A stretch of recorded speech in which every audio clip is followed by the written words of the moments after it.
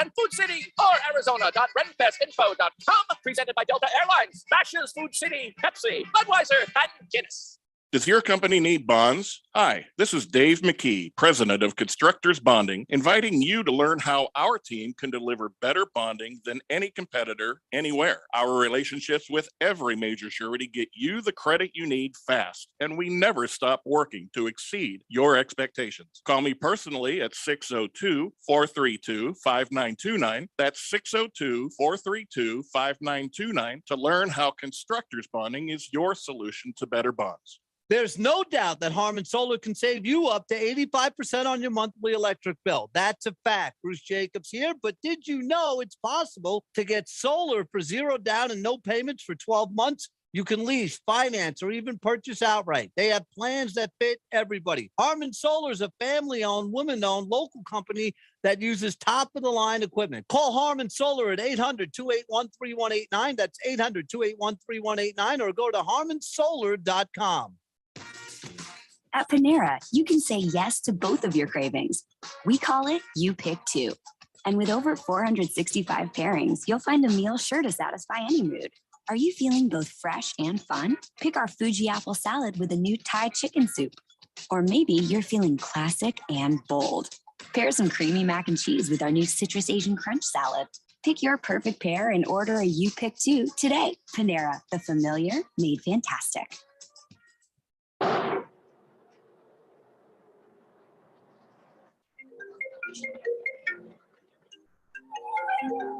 Distracted driving kills in Arizona.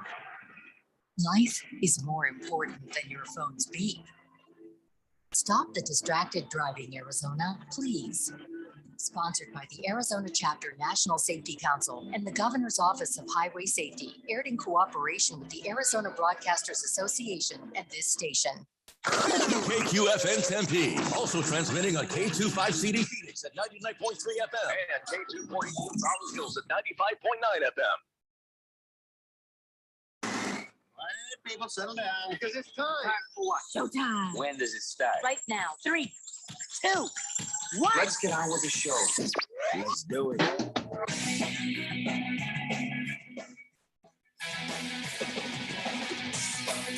All right, everybody, it's Thursday here on the Daily Blender. I'm your good friend, your radio pal, Jeffrey O'Brien, alongside Randy White. Got Keon Rose in the control room, and you guys are on the Fanatic text line, 888-368-1580, as we broadcast live in the Harmon Solar Studios in Scottsdale. And yes, I have finally finished my research, and I will now have the answer. Are you even ready for this answer? Yes. Research on what? Doing 179 espresso shots would be enough to kill you. Yes, that is enough caffeine to take you out. 179 is the magic number. So if you have 178 espresso shots, well, that's where you got to draw the line, because 179 will kill you. And as a side note, don't bother looking for Dustin the intern. That's all I have to say about that. 888-368-1580. Thought I saw a new ad in the trades there for looking for an intern. I mean, I thought I wasn't for sure. Breaking news earlier today, so it's not breaking news right now, but I guess Randy, I just said it's not breaking news right now. Oh, I apologize. This news broke earlier today. The NFL Players Union has agreed to suspend COVID-19 protocols along with the NFL, citing decreased spread. And well, okay. What could go wrong? Hey, listen, I get it. We all want it to be over, but saying it is, don't make it so. And well, okay, good luck. I mean, that's all I can say. Good luck. At least they're being honest about it, because they never wanted to do them. You could just, the way they set the rules up, they didn't make any sense. They never wanted to have the COVID protocols, and now they feel like they're at an acceptable point where they can just admit that they never wanted them and move on. In the meantime, we just had they're doing weekly numbers in Arizona, and they had about 100 deaths or so, or more. I can't remember what the number was, but I was just like, okay, guess these people who died, it's really inconsiderate because it's over. Stop.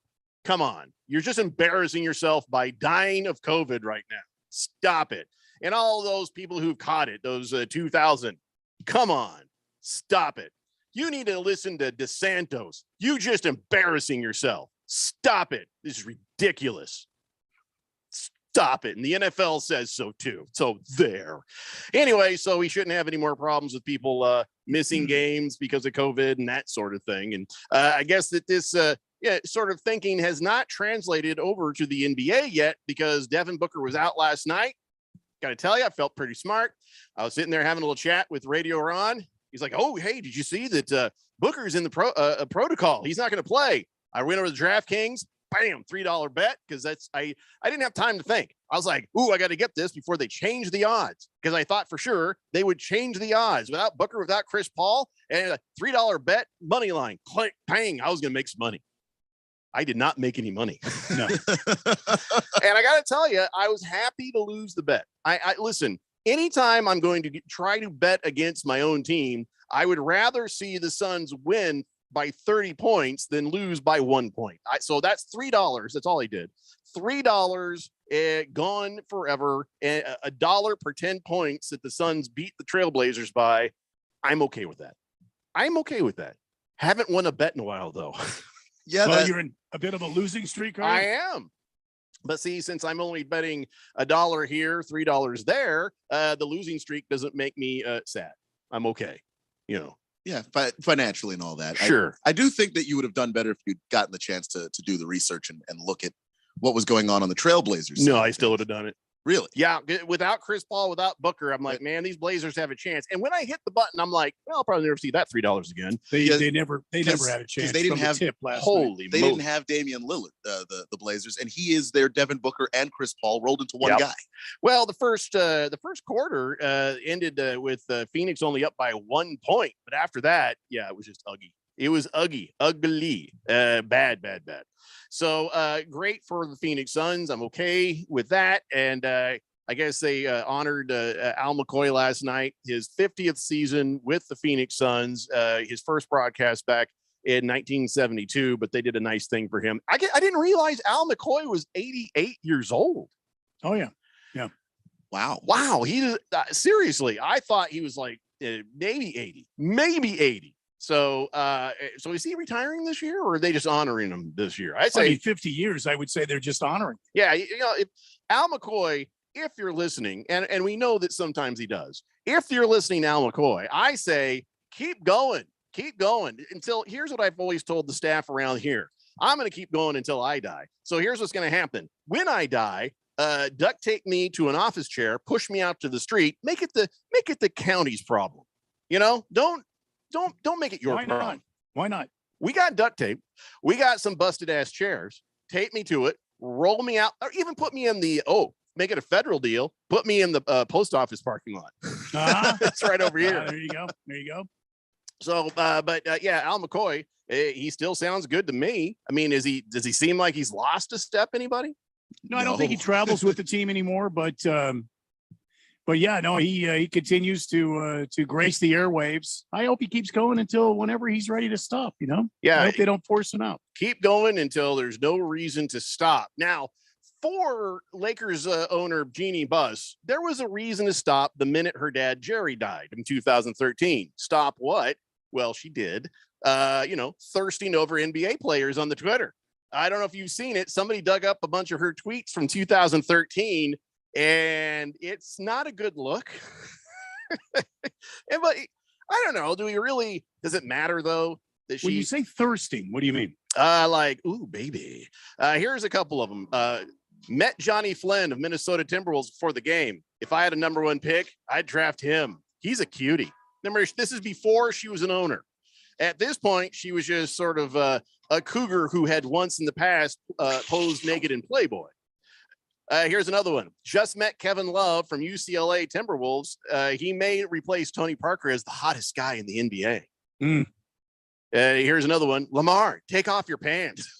We scream as he checks into the game. Wow. Yeah. Take off your pants. It's a bit forward, don't you think, Ginny? Well, I mean, his those tearaway pants you have. Oh, his sweats. Okay. Here's another one. The Minnesota Timberwolves are now my second favorite NBA team, and that has nothing to do with you, Kevin Love, even though you're hot. On the bus headed to Staples, she says, Chris Paul isn't playing tonight. He's a cutie. He's a cutie. So again, she made those tweets before she was owner of the Lakers, but maybe, And the thing is, Twitter wasn't quite as big back then. So clean up after yourself. Yeah, you got to go back and find some of those old ones and He's a cutie. Just let him go. Let him go. Now, she is at this point the CEO of the Lakers, and is there a movement yet in LA for her to step down and just give the team to her brother? Well, her brother's a bigger knucklehead than he is, right? Or is he? What could Jeannie Buss do to get out of the Lakers' way? Could she just basically you hire a GM and just step back? Right? Is it her or is it LeBron? Oh, number 2, stop listening to Magic Johnson. He is the John Elway of the NBA. He's the Yogi Berra of the NBA too. Just lots of Yogiisms coming out of Magic. Yogi Bear? I did not know Yogi Bear had AIDS. Berra. He's like, hey, boo boo. Russell Westbrook's looking good today. That sounds like somebody on the station. I can't quite place it. Oh, boy. Anyway, so now Jeannie Buss is not the problem, you say. Then who's the GM over there right now at this moment? It's Rob Pelinka. Okay, Rob Pelinka should go then. Crybaby Pelinka. Yeah, no, Rob Pelinka should go. Rob Pelinka has no general manager experience. He was an agent before he was their general manager, and they hired him. And he's been a bad GM ever since. I see no reason to not hire an agent to be a GM. I see none. And listen, why am I trying to help the Lakers? What am I thinking? I don't know. We shouldn't give a crap about that. Go Lakers. Go Jeannie Buss. Do your thing. All right. So later on in the program, we'll have the Daily Blender top 5. And I don't know. We're going to talk a bunch of NFL today. A lot of things coming out, a lot of contradictory things coming out. But right now, before we get to that, something just struck my eye a little bit, the headline. And I don't know how to feel about this. I'm a little bit, I guess I'm a little more careful when I hear everybody saying, pour out the vodka, ban all the athletes from Russia, screw them. I feel the same way. What is happening in the Ukraine is just atrocious.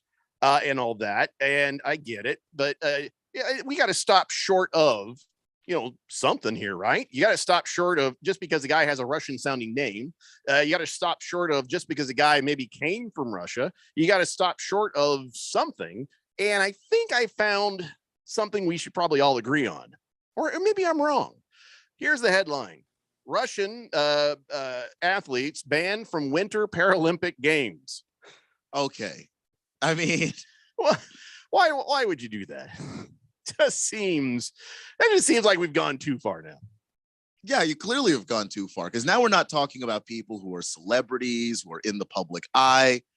We're talking about, people who have managed to overcome having certain disabilities, playing in the Paralympic Games. And it's funny that you can't ban actual cheaters from the Olympics, but just an association to Russia bans you from the Paralympics. So there's a couple of vodka smelling really big vans with nice big doors on it driving away from the Paralympics in Beijing right now. I don't know. I was trying to paint a picture. But this seems like it's too much. It seems like it's too far. But then when you listen to people talk, they say there's been a lot of animosity in the Paralympic athlete village, and a lot of people, sort of scowling at each other. And it has to be everybody but the athletes.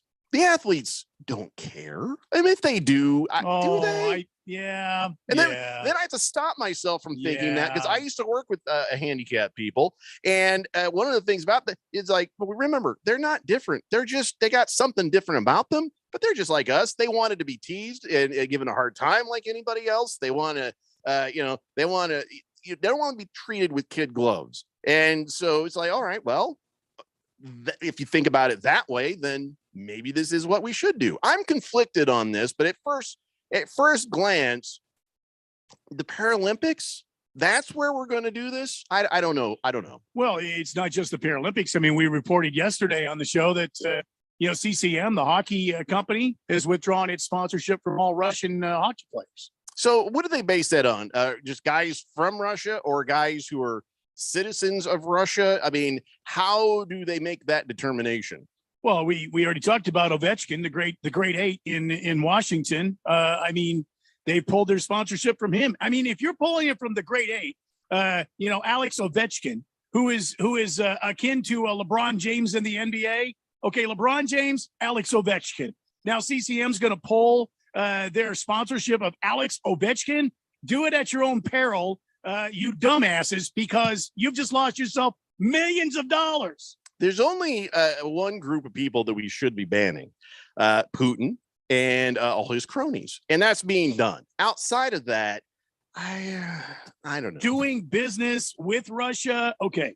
If you have a connection in Russia that you're supplying and you're doing business with them, yeah, shut it down.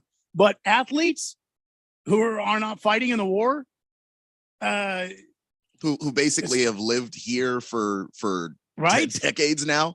Yeah, they don't. I mean, Alex Ovechkin does have a home in Russia because he still has family back there. He lives here for the most part. He hasn't. Well, really... and I'm talking specifically about Paralympians. Yeah, that's just to me. That's just crazy. How about we talk about any one of these people if they say, I hate America. You die on fire. Ukraine smells like feet, and I hate them too. Then throw the sons of bitches out. But if they're just like, not my fight, I did not do this. Putin. Then Well, look, if maybe we just take it case by case. If they're starting to talk out on social media and in the media and that sort of thing, in conjunction with this war, and they're supporting what Russia's doing, okay, now we can start thinking about pulling the plug on this one. But I mean, just to go willy-nilly throughout the world, and if your last name is a Russian surname, then we're pulling our connection with you. And I mean, that's kind of dumb. Listen, I can see the other side where it's like we really want to put the hurt on the Russians, but no matter what we do, hurting Putin Putin's just gonna sit there and be like, okay. And what pressure do you think that the people are going to put on Putin to make any sort of change? This guy is unhinged. He's doing his thing. Whether it is stone cold calculated or if he's just lost his noggin, whichever way you go with this, hurting the people to hurt Putin ain't going to work. He's surrounded by a bunch of, the richest people in the country. They're financially fine. And so you're not going to get to him by hurting, other smaller people who don't have the power, don't have the money. Midgets in the Paralympics? No. I meant in terms of like financial status. I was going to say, I should have read this story more. This has gotten better. And power. He has enough power. You're not going to get to him by banning athletes from things, especially Paralympic athletes. This is not something that we put on just for the show and the spectacle of it. It's so that athletes who want to have the opportunity to compete like everybody else have that chance. And you took it from them just because their last name is Polanski. Or they're representing the country of Russia. I feel like if the Paralympians went ahead and protested, it would be an amazing protest. I'm just saying. I'd want to see video. Just me? Yeah, fine.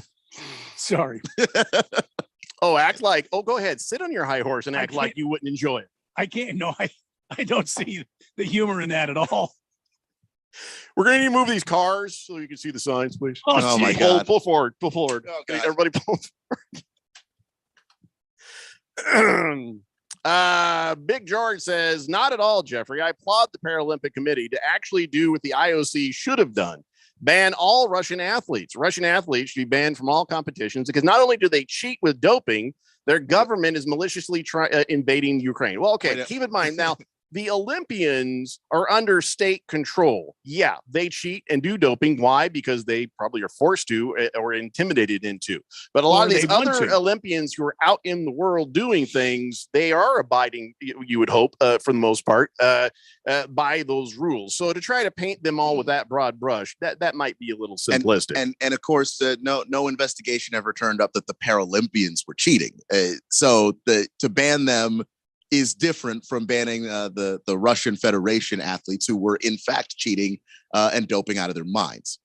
Boogie says only banned or Russian athletic organizations and stopped sponsoring people playing for Russian organizations. It's not about the Russian people. It's about the organizations tied to Russia. Pulling sponsorship from Russian players playing in the NHL is silly. I think we all agree on that. Yeah, but if you allow the Russian Federation to be separate from Russia, is there not a designation you can give these Paralympic athletes so that they can compete?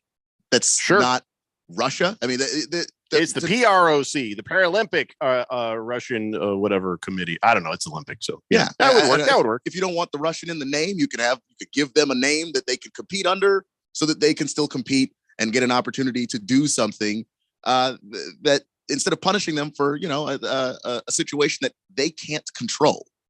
Here's another thing I saw that was interesting. China, I guess they're like, excuse us, hey, we know you're itching to go ahead and invade Ukraine there. We have an Olympics going on over here. Do you mind waiting until after that's over? And they did. That actually happened. The New York Times reported it yesterday. They were saying that China urged Russia to delay the invasion till after the Winter Olympics. I just like, that is amazing. That shows you who's really in power. It's the Chinese. They stopped the war to have the Olympics. No, they didn't stop it. They paused it. They could stop it right now if they really wanted to. They delayed it. Yeah. That just tells you a little something right there. 888-368-1580. Hamilton Porter says, I think the issue that people had with Obi is that he was a vocal Putin supporter in the past. Okay, you go. That's in the past. What does he have to say now? I'd like to hear it. And if he still is, then fair enough. Send him home. And I should also point out, his family still lives back there. So, well, yeah, that's another good point. He has to say nice things or he'll have a few less relatives. FedFan says an interesting tidbit about Putin is his religious mentor is a guy named Duggan. Duggan believes that making Armageddon is the only way to save civilization. Fantastic. Thank you, FedFan, for lifting us up. Oh, I should have never even brought this up. It's a Daily Blender here on 1580 The Fanatic.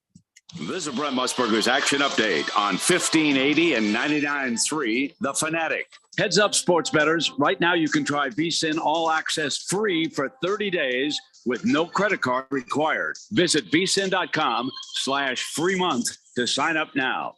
College basketball tonight in the Pac-12. Number 2, Arizona hosting Stanford. Arizona a heavy favorite in this game. They're favored by 18.5. The over-under at 147. Also tonight, Arizona State will host Cal, and Arizona State sitting as a 7.5-point favorite. The over-under at 126.5. Two other games tonight in the Pac-12. Oregon, a 5-point favorite. They are in Seattle for a matchup against Washington. And Washington State, they are at home tonight against Oregon State. And WSU sits as a 14-point favorite.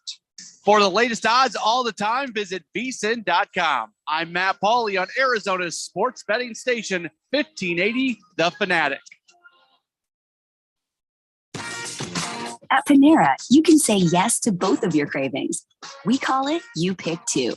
And with over 465 pairings, you'll find a meal sure to satisfy any mood. Are you feeling both fresh and fun? Pick our Fuji apple salad with a new Thai chicken soup. Or maybe you're feeling classic and bold. Pair some creamy mac and cheese with our new Citrus Asian Crunch salad. Pick your perfect pair and order a You Pick Two today. Panera, the familiar made fantastic. Hey everybody, Mark Asher back to tell you about my friends over at Valley Medical Weight Loss. We all know what New Year's resolutions are, right? Now, New Year's resolutions don't have to start on January 1st. We got a long year, but let's not wait any longer. If one of your resolutions was to trim up, lose a couple unwanted pounds, feel a little better in your own skin, I've got the company for you. It's called Valley Medical Weight Loss. They've been in business in the Valley for over 10 years. 3 walk-in locations, Tempe, Glendale, and Phoenix. No appointments necessary. Simply come in when you're ready to start your weight loss journey. I've got a way for you to get your first week absolutely free. It's normally $31.95 per week, but if you mention Money Radio, you can get started losing those extra 15, 20, maybe more pounds. Don't wait any longer. You can call 602-441-3305 or go to their website, valleymedicalweightloss.com. No upfront fees, and your first week's on us. Give it a try, valleymedicalweightloss.com. Distracted driving is dangerous, Arizona. When you pick up your phone to send a text message, you're putting lives at risk. When you pick up your phone to take a call, you're putting lives at risk. When you pick up your phone to check an email, you're putting lives at risk. And now, when you pick up your phone while driving, it's also against the law in Arizona. Don't get a ticket. Don't pick up your phone. Sponsored by Arizona Chapter National Safety Council and Governor's Office of Highway Safety. Your home has gone way up in value, but have you taken advantage of it? This is Rob Canyer with a phenomenal opportunity to tap into some of your home equity, earning tax-free income and eliminating your mortgage payment while staying in your home as long as you want. With home prices leveling off, don't wait to learn more about the new reverse mortgage. This is a safe and proven money-saving and tax-free income opportunity for homeowners age 62 and older. Call me, Reverse Rob, and learn more today at 602-REVERSE. That's 602-738-3773, or download my app by searching Retire Right with Reverse Rob. We just can't help it. We have to do it. It's in our DNA. At 1580 and 99.3 The Fanatic, we have to bring you the most epic moments in sports.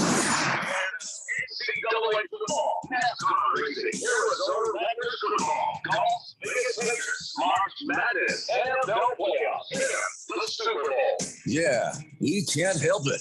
We are 1580 and 99.3 The Fanatic, and always on at 1580thefanatic.com.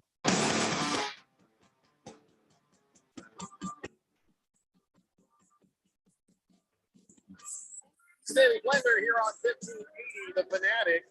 Tonight, GCU is taking on Utah Valley at 6:45 p.m. here on 1580 The Fanatic, and then for what day is that? Saturday. They're playing Dixie State at 5:45 p.m. I believe those are the last two games of the regular season for the Mighty Lopes of Grand Canyon. Is that right, Keon? I got that right? I'd have to check that. I don't know off the top of my head how many games are left. I love how Keon directs most of those games. He has no idea. I can tell you what's happened in the past. What's Michael Potter's cohort's name? The other guy on the broadcast. Paul Chris. Coro. Ooh, nicely. Oh, it's Paul Coro. I thought it was. What happened to Chris? No, wait, he's the AIA right? guy. Yeah, the AIA. That's it. I just want to see if I could get Keon on that because I think sometimes I don't think he pays attention. I do. I enjoy the games. I think it's a really good broadcast. It really is. Michael Potter and Paul Coro do a fine job of those GCU broadcasts, and you can find out for yourself tonight at 6:45 p.m. All right, so we got I have a question. Okay, yeah, go ahead. When do we start getting time off? So when that's next week, actually. Next week. Okay. Yeah, next week we're gonna get little chunks. We're still gonna do shows every day next week. Yeah. And we'll get like an hour off here, half an hour off there, okay. 15 minutes in another spot. But then wanted to make sure I on my schedule, sure. Where we have days. Well, you off. could just look at the station calendar if you wanted. Well, I mean, I could, but I was hoping to, find out from you. Well, listen to this. I love these conversations. March 14th. Yes. Normal show. Oh. The 15th, the 16th, the 17th, the 18th, no show at all. God bless you, March Madness. I don't think Randy was this happy on his actual birthday. You're right. We were there. We also have a 1-hour show on Thursday and Friday, the 24th and the 25th. So that'll be nice. And then I think we may not have, wow, there's 45 minutes right there on the Tuesday, the 29th. Look at that. And then let's see. Yeah, that's pretty much it. Sometimes there'll be an hour and a half, 2 hours, this, whatever. But no, week after next, that's when the fun happens. It's when the fun happens. All right. All right, I'll be ready. Straight Striper texts in, says, knowing the fourth dimension in the Paralympic talk, let me get a leg up on this convo and offer them a hand in defense. Can we all agree to walk away from these potential jokes? No. I'm not going to say nothing, Straight Striper. I promise. I have to whistle those. That was terrible. Senior Wake and Bake says, the Russian said, I thought dope was a good thing. Yeah. Mr. Pink Eye says, can we just ban the Lakers? Just because.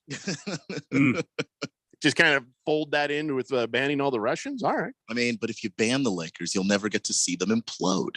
That's the problem. They are. I'm an old guy, so you guys are gonna have to help me. Is this banning the Russians, or is this canceling the Russians?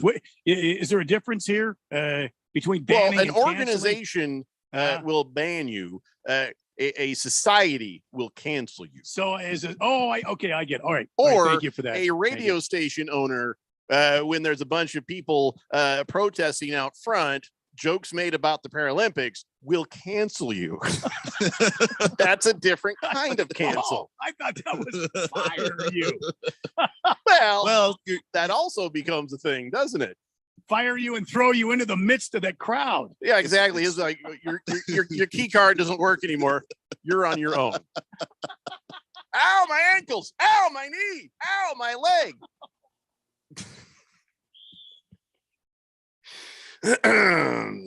We're just going to test it and find out, aren't we? Yeah. Lacrosse guy says, hey, St. Patty's Day off. Let's rage. Okay. I'm a little sensitive about the St. Patrick's Day. I feel like it's a mockery of my people, and I think you're all a bunch of damn amateurs. Just like that Hispanic community looks at everybody on Cinco de Mayo like Cinco de morons. So yeah, I kind of have that feeling, but and I know that there's a lot of my fellow Irishmen who do not agree with me. They're like, it's a day to get drunk. What else is new? So I'm a little bit sensitive to those things. Well, not so sensitive I care that much. Although I will say this, you need to remember one thing, and one thing only on St. Patrick's Day. If you pinch an Irishman for not wearing green, he's allowed to punch you in the throat. I did not know that. So everybody needs to keep that in mind. All right. Kiss the Cook says, full show on March 14th. You can call it the Full Pie Show. Oh, yeah. 3-1-4. Nicely done, Kiss the Cook. Keep that in mind. Big George says, can't you guys just do full shows on those days? There's March Madness. Just stream it to the app and the podcast thing. No, the games are going to the app too. They're going to all of that except for the podcast thing. We can't do that. We can't interrupt the greatness of March Madness. Yeah, we don't want to miss a second. And I just can't do that. I've never done a podcast. I've just done radio shows. So it's either on radio or we don't do it. You guys need to be quiet because Radio Ron's probably listening. Yeah, Radio Ron's like, we can get a secondary channel. I'll never forgive you, Big George. I'll never forgive you. It's gonna be Wait a minute, podcast. We can do that without being on the air. I refuse. We're pretending to be sick like the old days before I worked in radio. I can't do it. What's that? Suitcase of money? Hey, everybody. Welcome to the Daily Blender podcast. Boogie says the Lakers falling apart like crooked ramen noodles over there. Okay. What? I don't know. He just wants us to talk about the ramen noodle delivery. First off, Boogie, I think I'm going to accuse you and your charity of bad bookkeeping because we got a shipment of ramen noodles here because Boogie did like a GoFundMe and raised money and then brought a shipment of ramen noodles here for Keon, who said he didn't want you to do this. It was an insult to Keon. He's like, hey, I make money. I make my own money. I don't need charity. You actively listen to me doing a job. I don't understand. It's as if you don't hear me at all. Well, hey, look, then we can talk about how hard I work, but I am actually working. So Boogie, that was it was unwanted charity. It was unprovoked, and we all said don't do that, but you did it. And so Keon is going to make lemons out of your stupid ass lemonade. Wait, he's going to make lemonade out of your stupid ass lemons, and he's going to donate the most of it to a Valley food bank or something. He's gonna hand that over, and then because the homeless love when you give them something that needs to go in the microwave. The food pantry is people who are just struggling. They okay. All right. I thought you were just like here's handing out the guys in front of the Circle K, and they're like, "What am I supposed to do with this? What the hell, man? I wanted a beer. I'm gonna start your car on fire so I can cook this crap." So anyway, so it showed up. I gotta say, Boogie, there's not a whole lot of top ramen for $35. Which, by the way, kudos. I did not think you'd raise 35 at all. I really didn't. Congratulations. Yeah. So is that really $35 worth of top ramen? I feel like seems a little light. Yeah, I feel like seems a little light. Was there administrative costs? Something dealer dock fees. Boogie's gonna come back and say, "Well, there was an undercoating. Don't ever get the undercoating." Boomer Sooners on the text line 888-368-1580 says, "Good afternoon, gentlemen. Good afternoon, Blender Nation. Jeffrey, I was just watching the NFL Network during lunch. Combine started. Arizona State tight end is 6'10", 255 pounds, only scored 3 touchdowns and like 400 yards receiving. You got to be kidding me. With a target like that, we should have exposed him every single game." He says, "Well, okay, maybe exposed isn't the right word, but you know what I mean. He should have been showcased." You know what? That does start to make you wonder about Old Daniels, doesn't it? But then again, seeing a kid at the combine, it's different than seeing a kid in the game. So I don't know what to say about that, but I hope this kid does well. What's his name, by the way? Good Cat says, "What's happening? What happened to did Boogie take a cut off the top?" Boogie says, "That was $47 worth of ramen." Wow. Boogie, where the hell do you shop? I have to know. Yeah, because you live in a tax code that we don't live in. Kiss the Cook says, thank you for that. Fed Fam says, "Okay, everybody, let's start singing REM song. It's the end of the world as we know it, and I feel fine." You can do that if you feel like it. I don't think it's the end of the world. Thunder Snow says, "Hacksaw Jim Duggan is one of Putin's mentors." Yeah, I found that crazy too. I was just sitting here thinking about that. It makes sense. Blissful Hayes says, "Were those Genie Buses tweets or were those Filthy Phil's tweets?" We probably could have done a contest. You couldn't tell which one's which. Jagdog says, "Time to check the donuts." That's the most random text we've had so far on this show in the last 35 minutes. And believe me, that's saying something. All right. So let's talk about combine stuff since you brought it up there, Boomer Sooner. Kenny Pickett is getting talked about, but for the wrong reasons right now. I guess Joe Burrow has 9-inch hand span. His hands measuring 9 inches. And remember last year that came up. They're like, "Oh no, quarterback with small hands like that. I don't know how well he's going to do." And he killed it. I don't know if you noticed, but he was in the Super Bowl. So there was like, all right, well, I guess it's not the size, it's what you do with it. And I'm like, where have I heard that before? Anyway, so then I got curious when Kenny Pickett's hand measurement came to 8.5 inches, smaller than any quarterback currently in the. Wait, how big were Kyler Murray's hands? They were over 9 inches. Really? Well, that's what came out. Well, they also list him at 5'10", and that's a lie too. Again, they don't do this in front of people. Mm-hmm. Well, all right, back to Kenny Pickett. So now they're thinking that his, I guess, draft stock might drop because 8.5 inches. So I went and saw Radio Ron. He had a nifty ruler, and I was like, "Hey, I need to measure something," and he's like, "No." I'm like, "No, I got to measure my hand." He's like, that doesn't leave the room. I said, "Look, it's for this." And he's like, kind of looked at me like, "Okay." So I promise it's not leaving the room. But I measured my hand. And at first when I measured my hand, I'm like a dummy. I'm holding it like this, kind of away from me. Cause I was like, okay, this here. And I thought it was like 9 inches. And then I put it down on the table and I put it on it. I was like, holy crap, it's almost 10 inches. I have 9 3/4 inches. But I got Gumby fingers, so I don't know if that should be even fair to count. I don't know if you can stretch out like that. But Keon, I don't know anybody that can. Keon had 8.5 inches. So you could be a Kenny Pickett quarterback. Randy had 8.25 inches. Radio Ron had 11.5 inches. So he could definitely be a quarterback in the NFL. Well, yeah. His That's hand all those size, years of though. bowling them. His hand size, though, was 9. Anyway.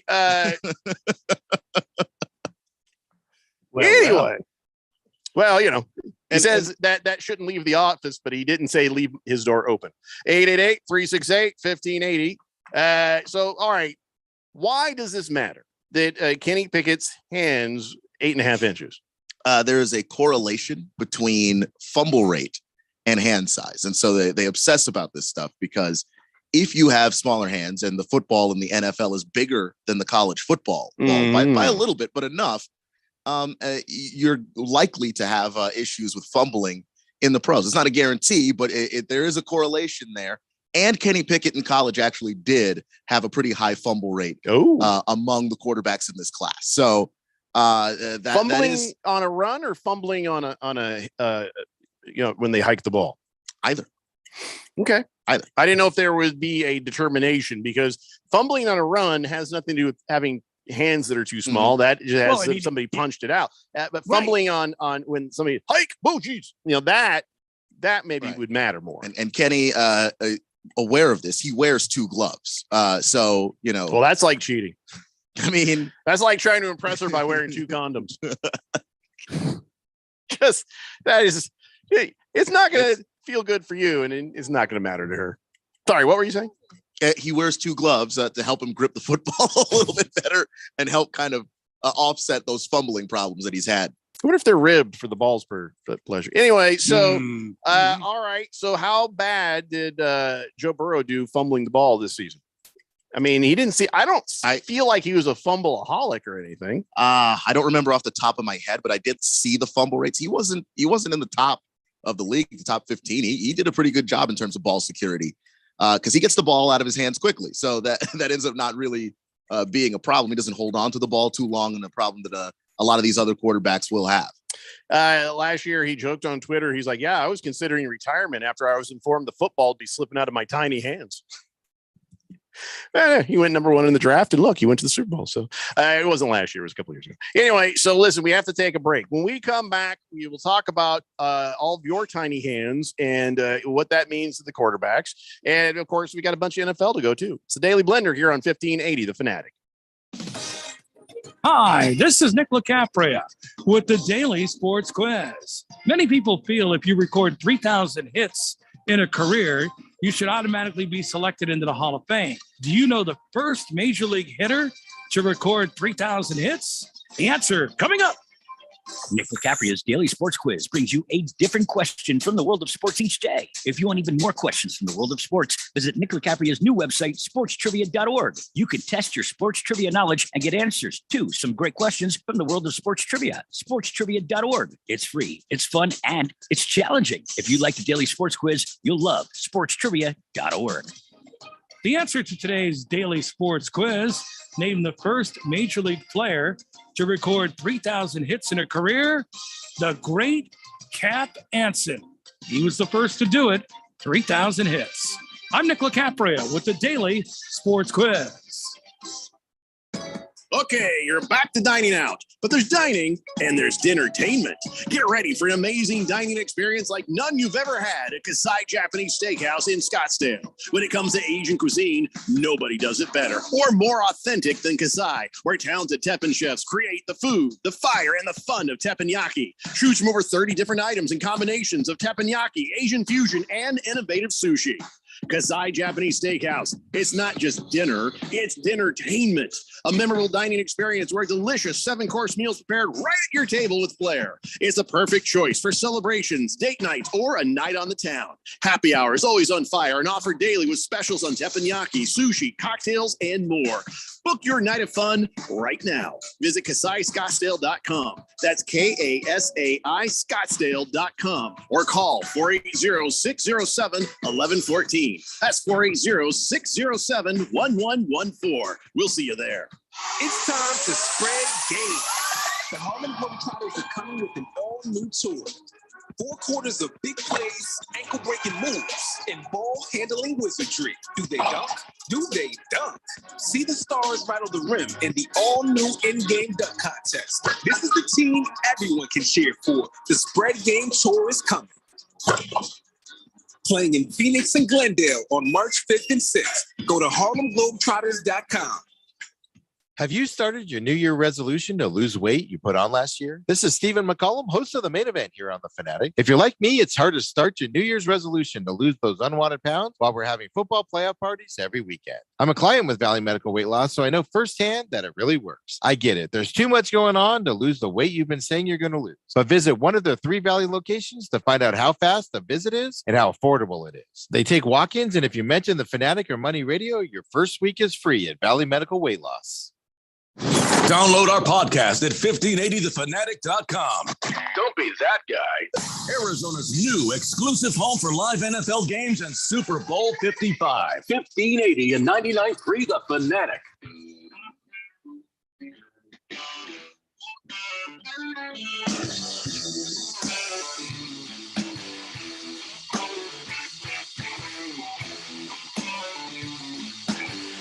It's the Daily Blender here on 1580 The Fanatic.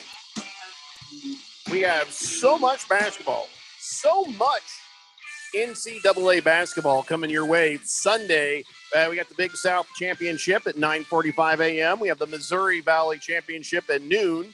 And then, of course, we have the Women's Pac-12 Championship at 3:45 p.m. Monday, you'll have the Southern Conference Championship at 4:45 p.m. here on 1580 The Fanatic. So this is just sort of like a little taste. All these little championships, because a lot of these decide what? Who's going to the big dance? Who's going to the big tournament? So all of these games, these guys are going to be playing their hearts out, and it's going to be some good basketball to watch and listen to. And you can hear all these games here on 1580 The Fanatic. So as we were talking about before, Kenny Pickett has hands that only measure 8.5 inches, spread out. So his quarterback hand is smaller than any currently in the NFL. And how big of a deal is this to you if you're looking for a quarterback for your team? You are desperate, Keon, for a quarterback on the Washington Commandos. So can you look past a couple of fumbles in his itty bitty hands? Or is that just, no, that's just going down a road that I don't want to go down? Who's the next quarterback up? Yeah, I can look past it, because it can't be the only thing you look at. It's one data point that you're going to look at and say, that's concerning. But does his overall body of work tell you that he's a good football player or have the potential to be a good football player in the NFL or not? You know, if you turn on the film, what does that show you? Do you look at his numbers? Do his numbers stack up? What does that show you? All of that stuff. His performance in the combine and the other things that he was able to do when he was out there. If he was throwing, did he look good throwing the football, comfortable? Was he explosive as a runner? Is he mobile in the 40-yard dash? There are a bunch of other things to consider. I'm not going to look at hand size as the only thing that's going to deter me from taking a guy. So if you see a quarterback who might have fumble issues, one thing you're going to look at is, okay, do we have an offensive line that's going to make it easy for him to not fumble and to recover if there is a bobble? You know what I'm saying? Right. You got to make sure that you've got enough protection, because we've seen it happen where the quarterback gets bad snap or the quarterback just kind of bobbles the ball a little bit. If you got a good O-line, you got enough chance to grab that ball and at least spike it, throw it out of bounds, or make a play out of it. So I guess that would be something that I would wonder about for you. Do your Washington Commandos have the kind of offensive line that would make it okay for Kenny Pickett to open up shop there? I think it's good enough. It's a good offensive line. It's not great or stellar, but they've been building it through the draft over the last few years. And even in free agency last year, they went out and got Charles Leno from Chicago and added him to the left tackle spot, and he's anchored that. They drafted Sam Cosmi out of Texas last year, and he's taken up that right tackle spot, and the guard spots are coming along too. So I think that offensive line can be good. It's not going to be something where he's running for his life and then, big defensive lineman comes and swats it out of his hands, and then he fumbles it. So, Randy, I want to know, are you aware of the Kyler Murray stats on fumbles and bobbles? No, I'm not. We should probably. I want to check that. I'm just kind of curious where he ranks in the NFL for such things, because I'm sitting here looking at some of the names that we know, and of course, they got their hands measured when they were in the combine and stuff. Russell Wilson has 10.25 inch of hands, and Aaron Rodgers 10 1/8 inch. Josh Allen 10 1/8 inch.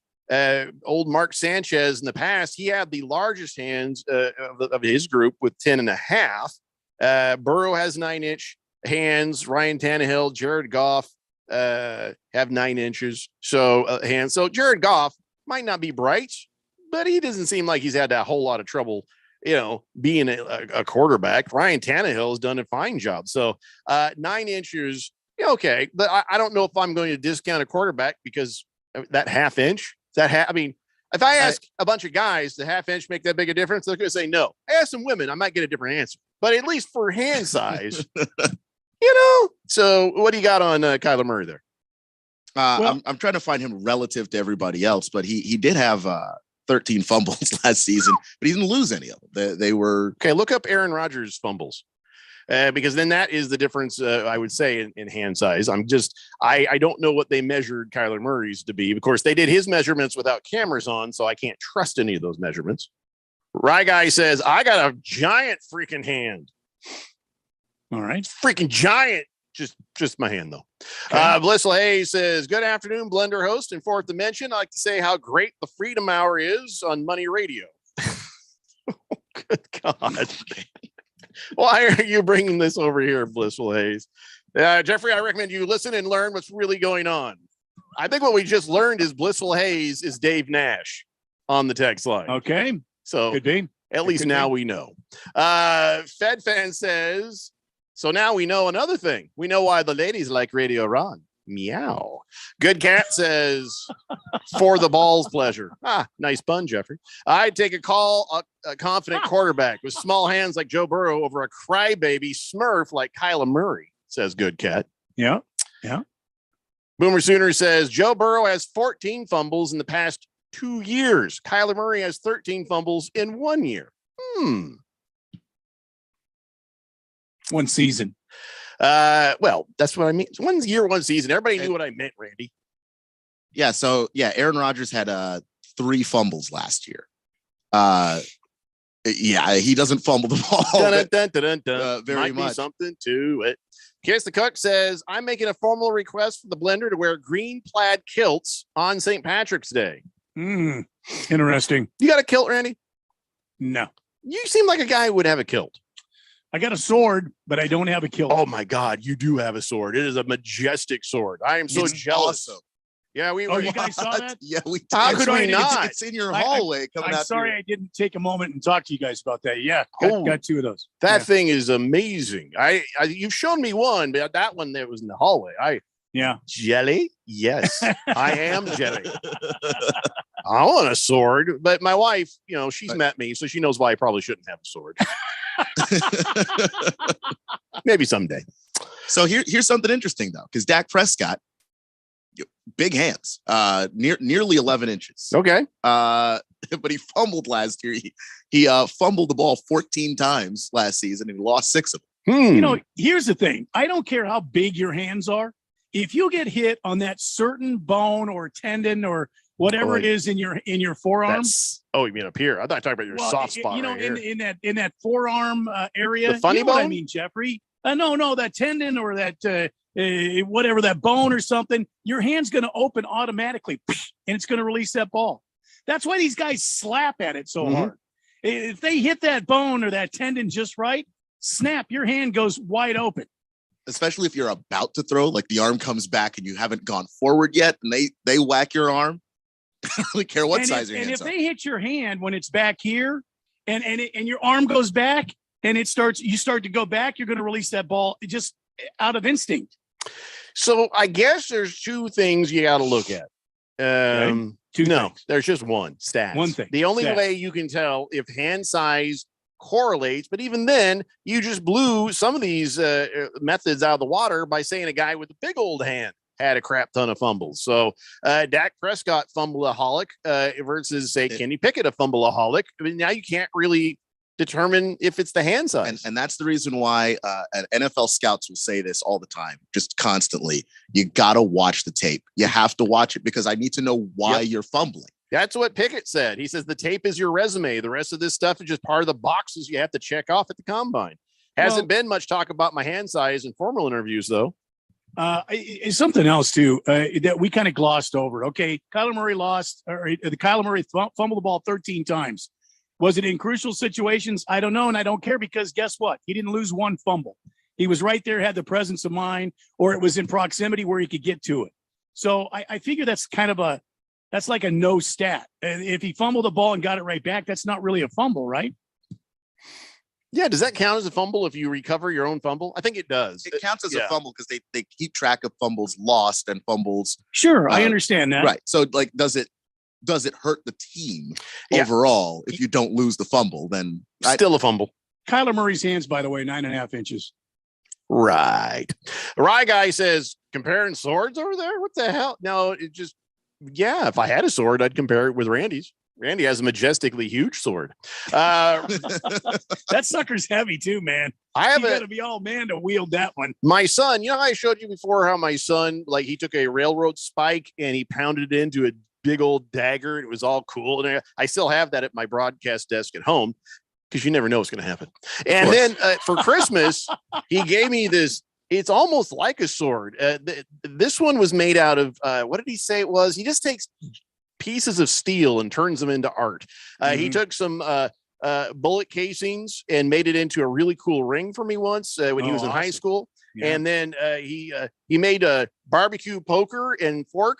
Problem is he didn't treat it and it got rusty and I can't use it, but it's still cool. And then he made this big long dagger that my wife is like, we have to put that away when the cleaning people come. I'm like, why? I mean, it's not like we don't have knives around. If the cleaning people are there, you need to put that between your teeth and walk through the room once or twice. In a Tarzan cape? Exactly. Hello, ladies. No, we not come back. Dog named Boo says, I'm 60 years old and I have a bad shoulder, but I have a 9.5-inch hand. Does that mean I'm qualified now to be a quarterback? Good name. I think so. Is it your throwing shoulder? Oh, that's a good question, Dog named Boo. We need more information, but you just might be the next quarterback of the Washington Commandos. Mm-hmm. Congratulations and welcome. He's legit excited. Augie says, what would you prefer, a quarterback with a short hand or be short in stature? Well, I just want a quarterback who's good. Listen, my Colts are looking for a quarterback. Keon's Commandos are looking for a quarterback. So, these things become relevant. And why do some of these things become relevant? There's probably only Kenny Pickett and maybe another guy in the draft that's maybe a good quarterback. I mean, it really depends. Like Matt Corral out of Ole Miss is a guy that looks really polished, improved every year. Malik Willis is definitely the freakiest athlete in the entire draft. He's got shades of Josh Allen in terms of his mobility and the arm strength, but he's so raw. All right. So here's why this becomes relevant is because I told you yesterday that the Jaguars say we're always open for business with our first round pick. Why? Because we're probably going to get it again next year. So, if they're dealing and you are in desperate need, you got Ron Rivera calling every team. He didn't say some teams. He called every team. Hey there, Riverboat Ron here. Hey, you got any quarterbacks lying around? Can we something we can make a deal for? And the Steelers are going to be doing the same thing. So just saying, this becomes very relevant when you're the Colts, when you're the Commandos, when you're the Steelers. Are you really sold, Fish Tank, on Tua? These things suddenly matter a little bit, don't they? They do. When it's about to be your quarterback, all of a sudden, all the stuff that you go, oh, that doesn't matter. Suddenly it starts to matter to you quite a bit.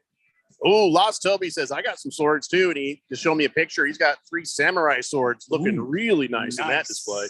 Nice. Fed Fan says, before the Cards meltdown, they were the best team at recovering fumbles. That could be a stat that as that quarterback gets older, becomes more important. All right, guys, we got to take a break. We'll come back. We'll keep it going, and I'll get to your texts here in just a moment. It's the Daily Blender here on 1580, The Fanatic. Have you wanted to speak a new language but thought it'd be too difficult or take too much time? Then try Babbel. Whether you want to learn Spanish for future travel plans, French to connect with extended family, or maybe German to land a new job, Babbel works because it's built around real life. It teaches you everyday practical conversations that you'll actually use. All you need is 15 minutes a day, and you'll be on your way to confidently speaking a new language in just a few weeks. Babbel is designed by real language experts using a modern conversation-based technique that makes learning fun, engaging, and best of all, memorable. It starts by teaching you words and phrases. Then sentences gradually get more complex. Soon you're practicing short conversations about real life topics. And with 14 languages to choose from and lesson topics like travel, business, relationships, and more, you'll be sure to learn what matters most to you. Babbel, language for life. Learn a new language with ease. Go to Babbel.com to try for free. That's BABBEL.com. Babbel.com. Is there anything better than the sound of 3 races breathing life into a new NASCAR season? What about if it's at a state-of-the-art facility with stunning views of the Estrella Mountains and a famous, only one-of-its-kind hillside? Well then, you must be talking about Phoenix Raceway. NASCAR weekend at Phoenix Raceway, March 11th through the 13th. Get your tickets today at phoenixraceway.com. Have you started your New Year resolution to lose weight you put on last year? This is Stephen McCollum, host of the Main Event here on The Fanatic. If you're like me, it's hard to start your New Year's resolution to lose those unwanted pounds while we're having football playoff parties every weekend. I'm a client with Valley Medical Weight Loss, so I know firsthand that it really works. I get it. There's too much going on to lose the weight you've been saying you're going to lose. But visit one of their 3 Valley locations to find out how fast the visit is and how affordable it is. They take walk-ins, and if you mention The Fanatic or Money Radio, your first week is free at Valley Medical Weight Loss. Can you tell which pills contain the deadly dose of fentanyl? Neither can your child. Counterfeit pills laced with fentanyl are killing Arizona's youth at an alarming rate. They're cheap, easy to get, and just one pill can kill. Get the facts on fentanyl at talknowaz.com. Talk with your children. Monitor their texts and social media. Visit talknowaz.com. This message is sponsored by the Substance Abuse Coalition Leaders of Arizona. My name is William Yank. I'm a 23-year-old 3-time leukemia survivor. Leukemia Lymphoma Society was this unforeseen blessing because I wouldn't have been able to get CAR T-cell therapy. Ways that I advocate for cancer is probably mostly through my podcast and my Instagram or TikTok. It's so vitally important that we have the Leukemia Lymphoma Society on our side. To give or get help, visit LLS.org. UFN Tempe. Also transmitting on K25CD Phoenix at 99.3 FM. And K240U Mountain Hills at 95.9 FM. All right, people, settle down. Because it's time. Time for what? Showtime. When does it start? Right now. 3, 2, 1. Let's get on with the show. Let's do it.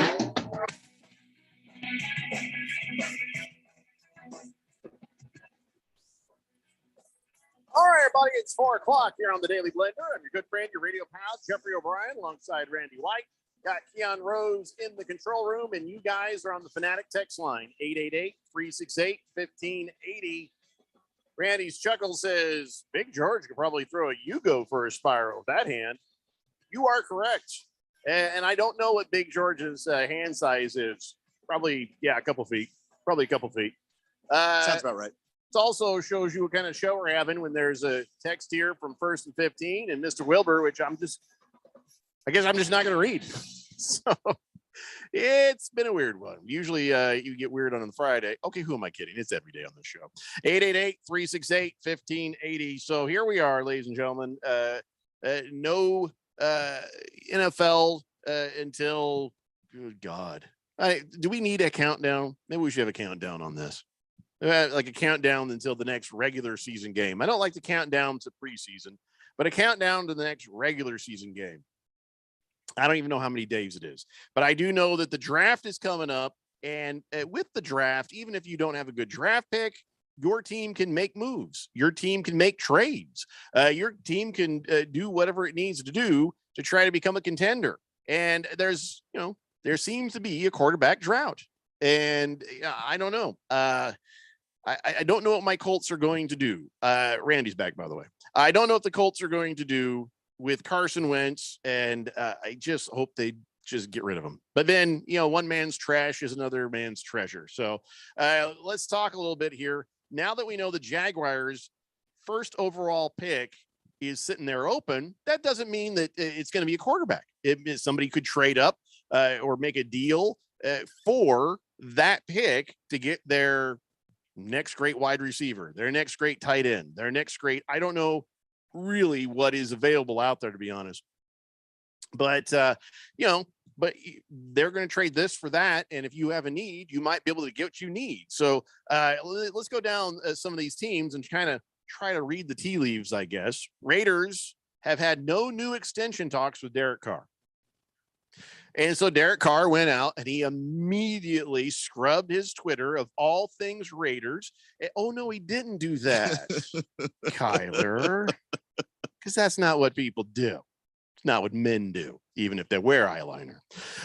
So they say, we're aware of where things are with Derek Carr. Derek Carr does strike you as a guy who's like, hey, I'm just here to play.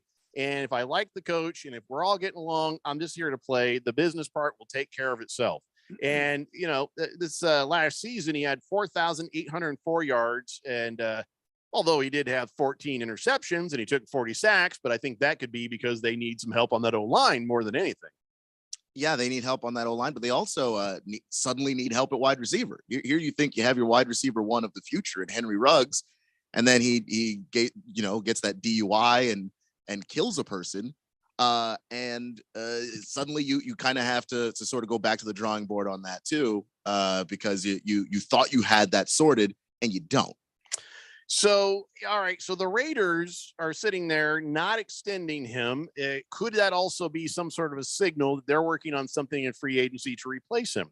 Because he's going to get $19.8 million this next season, which is 15th in the NFL. And so he's sitting there going, all right, why am I doing this? Why am I not working on this new contract? So he's either just good guy trusting the Raiders organization or maybe he knows something might be coming.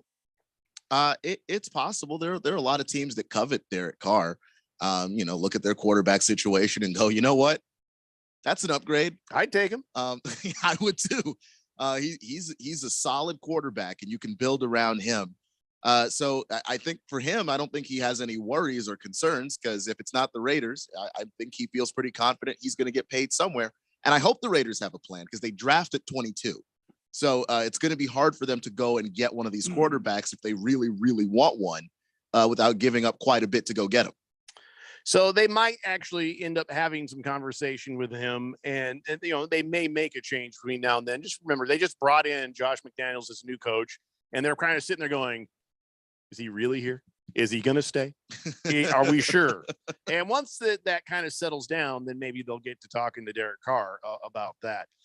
Washington, as I told you earlier, is calling every team that might have a quarterback available. And honestly, they're calling every team just to be safe, because who knows what sort of cockamamie multi-team trade could happen to get picks, to get players, to do whatever it needs to be, to happen. Who knows? Kyler Murray might find himself Washington Commando. I'll take it. I mean, if I'm telling you everything about that, I know of all the concerns and everything, that you got the body language and, what the commitment level and the toughness, but the dude can play ball. When you got guys on your team going out and saying, hey, we're ready to deal, or hey, I'm calling every team trying to improve our quarterback situation, and you're Taylor Heineke and you're sitting there going, oh boy, that's got to hurt. I guess, but he was supposed to be the backup last year. No one promised Taylor Heineke a starting job, and Ryan Fitzpatrick gets injured and he filled in admirably. I thought he played as well as he could play. But the thing is, the more games you saw of Taylor Heineke, the more you started to see a little bit of the weaknesses. He's smart. He knows where to go with the football, but he doesn't have the arm strength. And so there are just a lot of throws he can't make. So he's probably going to be a career backup. All right, well, know your place. Tua Tagovailoa is not getting a ringing endorsement, so he might be going someplace else if the Dolphins can improve their situation. Here is the quote that just killed me. He says, "Hey, do you think Tua is an elite quarterback?" And here's what he says: "I can't say he can't be." That was Chris Greer. I can't say he can't be. Okay, so that's I can't. That's a double negative. So I can't say he can't be. That's like saying, why couldn't you say I think he can? Because you can't say he can't be. You see? It's just a complete lack of confidence. He didn't want to say it in the positive. Yeah, he didn't want to say sure. Yeah, because he can't say he can be, but he can't say he can't be. Because he doesn't want to say that he can be, because if Tua ends up not panning out, then it sounds like you thought you knew what you were talking about. It just makes you as a general manager look bad. Well, this does not make him look good. I can't say he can't be. So I don't know what's going to happen for you, Fish Tank. Now, of course, people are kind of drifting around saying, "Ooh, what else might be available?" Russell Wilson. Well, the other day, Pete Carroll was saying, "Well, we have no intention of doing anything, making any moves with Russell Wilson. We have no intention of making any moves there." Now, people are reading into that. Well, that's not the same as saying I have no intention of ever getting rid of this guy, or saying we're keeping him. There's not a positive. It's just we have no intention. Well, I had no intention of spilling, my tea this morning on the counter, but I still had to clean up that mess. It happened. I had no intention, but it happened. So if they have no intention of dealing Russell Wilson, somebody calls up and says, "Well, we have this much money." Well, I didn't intend to do this, but we're going to do it now. Yeah, I think that leaves the door open to, if someone calls in or with such a ridiculous offer, you can't say no. But of course they would be screwing their own team. But whatever it is you go to offer for Russell Wilson, you would really have to blow the Seahawks away for them to give him to you. I don't know what my Colts have, but I hope they're calling. I hope they're calling everybody. Look, pick up the phone. It doesn't hurt. So now you look over here and say, okay, well, Russell Wilson may be available. What about Aaron Rodgers? Aaron Rodgers might be available. And of course, the GM over there, Brian Gutekunst, says, the Packers haven't received any calls at all about Aaron Rodgers. And I say to that, I don't believe you. That sounds like a lie. I don't believe you that you've got no calls. I mean, did you put the wrong phone number on your business card? I mean, there's no way that nobody is called up about Aaron Rodgers. There's no way. Unless they didn't call to make an offer. They just called and just asked, so how things going with Aaron? Or think about this, though, Randy. What do you think about this? Maybe he hasn't had any calls because anybody who calls too soon might not get as good a deal as if they wait a little bit. Try not to look desperate. Try to be, it's kind of like at that dance, you don't first slow song, go up to the girl you like and ask her to dance. You just kind of hang back and see, all right, what's going on here? And then like the second slow song, you go on over there. And that's the only chance you're going to get, because at any high school dance, there was 2 slow songs. Guys are not getting any calls because Aaron Rodgers is contemplating whether he wants to come back and play or not. He's waiting to say he's going to retire and leave, or he's going to request a trade, or he's going to sign a contract. Those are the 3 options on the table for Aaron Rodgers. And I just think he's not getting any trade calls. And all that is throwing that stuff out there to kind of dissuade teams. There must be something wrong. But teams are smarter than that. They're not going to call. You're exactly right, Jeffrey. They're not going to call right now. They're going to wait until he makes his decision. The other thing, though, is if you did call the Packers and ask, hey, can we do a trade? Aaron Rodgers, I believe, has the choice on trades, so he can say yay or nay. So, there's still no harm in calling. It's just timing of the call puts you in a weak or in a strong position. Yeah, I mean, I guess, but if I'm a GM, if I'm the Cardinals GM and I'm looking for Aaron Rodgers to be my quarterback, I'm going to wait till he makes a decision. So if he makes his decision, won't that be on the heels of signing probably a big old contract if you wait till he makes his decision? I don't think so. I think he's in talks with Green Bay and not going anywhere. He's going to stay in Green Bay. It's going to be another extremely lucrative contract. They're going to pick up Devontae Adams. They're going to listen to what he has to say about his receiving core to try to make this team the best it can be. But they're going to be strapped for cash. They're going to have to to shore up some holes somewhere with lesser players. So, but they've always felt that they could do that with Rodgers. I feel like if Rodgers is going to continue to play football, he's going to finish out his career in Green Bay. Yeah, but you're also acting like Aaron Rodgers is normal. He is not normal. Oh, I don't think he's normal at all. I think he's a big hippie. That's what I think. He's a big 40-year-old hippie. Yeah, all of a sudden he's doing this panchakarma thing, and I had to look up what it was. He's doing that for years, he said. He says he's been doing the panchakarma. There's no way he's been doing it. I think that there's only one time you would do this in your life, and you would never do it again. I looked up what it is, the panchakarma thing that he said. Oh, I had a cleanse, and that's why I sent out that syrupy, grateful Instagram post the other day. Let me tell you what that is. Here's what the panchakarma is. And this is written from the panchakarma handbook. Okay. There's such a thing. Then. Panchakarma is a method of cleansing the body of all unwanted waste after lubricating it. Wait, what? Excuse me? Yeah. 5 Where's steps in the process. No, I don't do that. Don't do that. It's not sexy. Trust me. When I start reading what the steps are, well, you're lubricating up the body. I mean, come on. Absolutely not sexy. What comes next? First step is Vayman, which is forced vomiting. Next is Virachan, which is forced diarrhea. Next is Basti, which is medicated enema. Next is nausea, which is nasal administration of substances. Dude, was that just Coke? I mean, and then there's Rakmokshana, which is bloodletting. That's the 5 steps. So no wonder he sent that to put that post out there. Poor guy was just happy to be alive. He was out of his mind. So Vayman, when you start to you say, well, how do they do the forced vomiting? Vayman employs administration of certain emetic drugs that induce a severe spell of vomiting to clean the upper gut. One has to constantly supply fluids as there could be dehydration. No, thank you. Virachan, which is the forced diarrhea. Well, you just go to Chipotle for that, right? I mean, that's just easy. Concentrates on the lower part of the gut and uses purgatives to clean the bowel.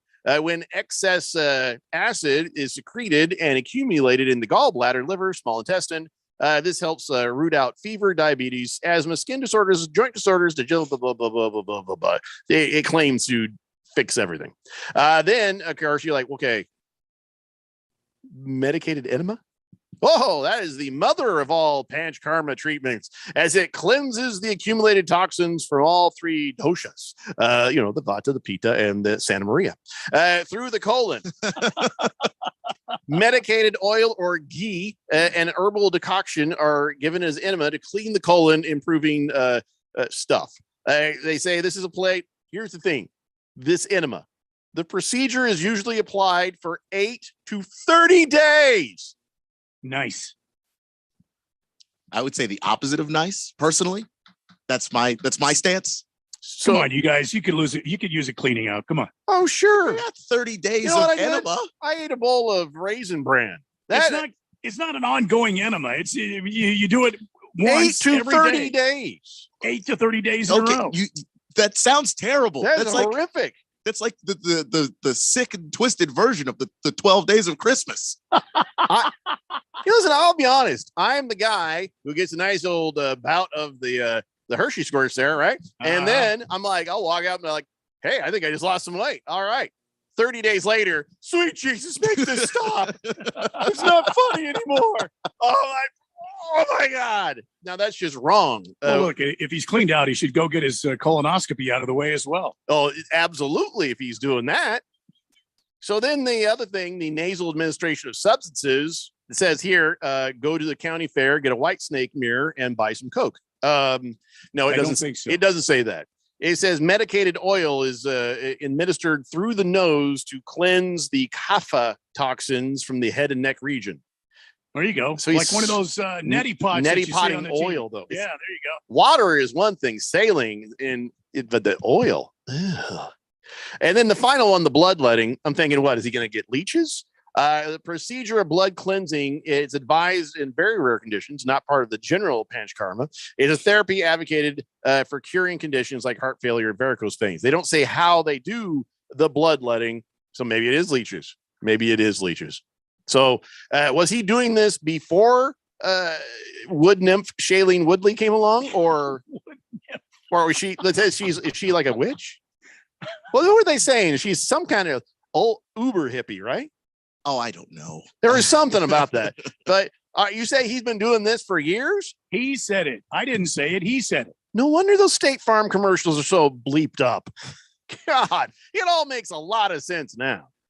Yeah, you got a tube up your keister. You've been vomiting, having diarrhea all day, putting oil through your nose. Yeah, you're not going to listen to what Jake Farm really has to say, are you? You're going to get it wrong every time. I guess. I mean, I feel worse for having heard the procedure and process of this. Nice. This actually might be why nobody has called the Packers to try to get Aaron Rodgers. They're like, we don't have the facilities for this. We don't have the plumbing. This is going to wreak havoc on our locker room. Just in the shower. Is he going to do this? Where is this going to happen? Is he gonna invite other players to try? What's going on here? Well, you don't want to walk through there and he's like walking through. He's got a tube like a dog tail hanging out. I just can't. This isn't right. Nobody's calling. If they're not, it's because of this. All right, let's take a break. We'll come back. It's time for the Daily Blender Top 5. It's a Daily Blender here on 1580 The Fanatic. Is there anything better than the sound of 3 races breathing life into a new NASCAR season? What about if it's at a state-of-the-art facility with stunning views of the Estrella Mountains and a famous, only one-of-its-kind hillside? Well then, you must be talking about Phoenix Raceway. NASCAR weekend at Phoenix Raceway, March 11th through the 13th. Get your tickets today at phoenixraceway.com. Are you a planner? Do you like to plan ahead? Then, of course, you already have a plan to call Harman Solar, right? Bruce Jacobs here. It should be at the top of your list to get solar now and enjoy huge savings next summer. Up to 85% on your monthly bill with 0 down and no payments for 12 months. Then you can plan what to do with all that extra money. Harman Solar is a family-owned, women-owned, local company that uses top-of-the-line equipment. Call Harman Solar 800-281-3189 or go to harmansolar.com. Public service announcement from Summit Male Medical. Guys often confuse erectile dysfunction with low testosterone. They are 2 different issues with 2 separate treatments. ED is simply a blood flow issue. Low T is a health issue. Symptoms include lack of muscle mass, gaining a few pounds, low energy, irritability, low libido. At Summit Medical, we treat both because we're experts at both. We've been here in the Valley since 2008. We've treated tens of thousands of patients, not only from here, but all over the country, coming to us specifically. And compare our pricing with others. We are the low price leaders. And combine that with the most experienced staff in the business for ED and PE treatments, and that is an unbeatable combination. We dare you to compare. Please do. So if you're having intimacy issues, please let us show you how we can help you tomorrow if you call today. 480-398-1000 or go to summitmalemedical.com. It will be the best call you ever make. Today, someone will clearly understand their doctor because they have an Arizona licensed American Sign Language interpreter at the appointment. Today, someone will use a voice amplifying device to have a meaningful conversation. Today, someone among the more than 1 million deaf, hard of hearing, and deafblind Arizonans will enjoy greater accessibility and effective communication thanks to the Arizona Commission for the Deaf and the Hard of Hearing. To learn more, visit acdhh.org, sponsored by the Arizona Commission for the Deaf and the Hard of Hearing. The dictionary describes madness as frenzy, rage, intense excitement. Yeah, that sounds about right. we define it like this. There's the pass to Leitner. Puts it up. The Jets get through for the win. The madness is coming. Touchdown, dribble. 1580 and 99.3 The Fanatic. The home for March Madness.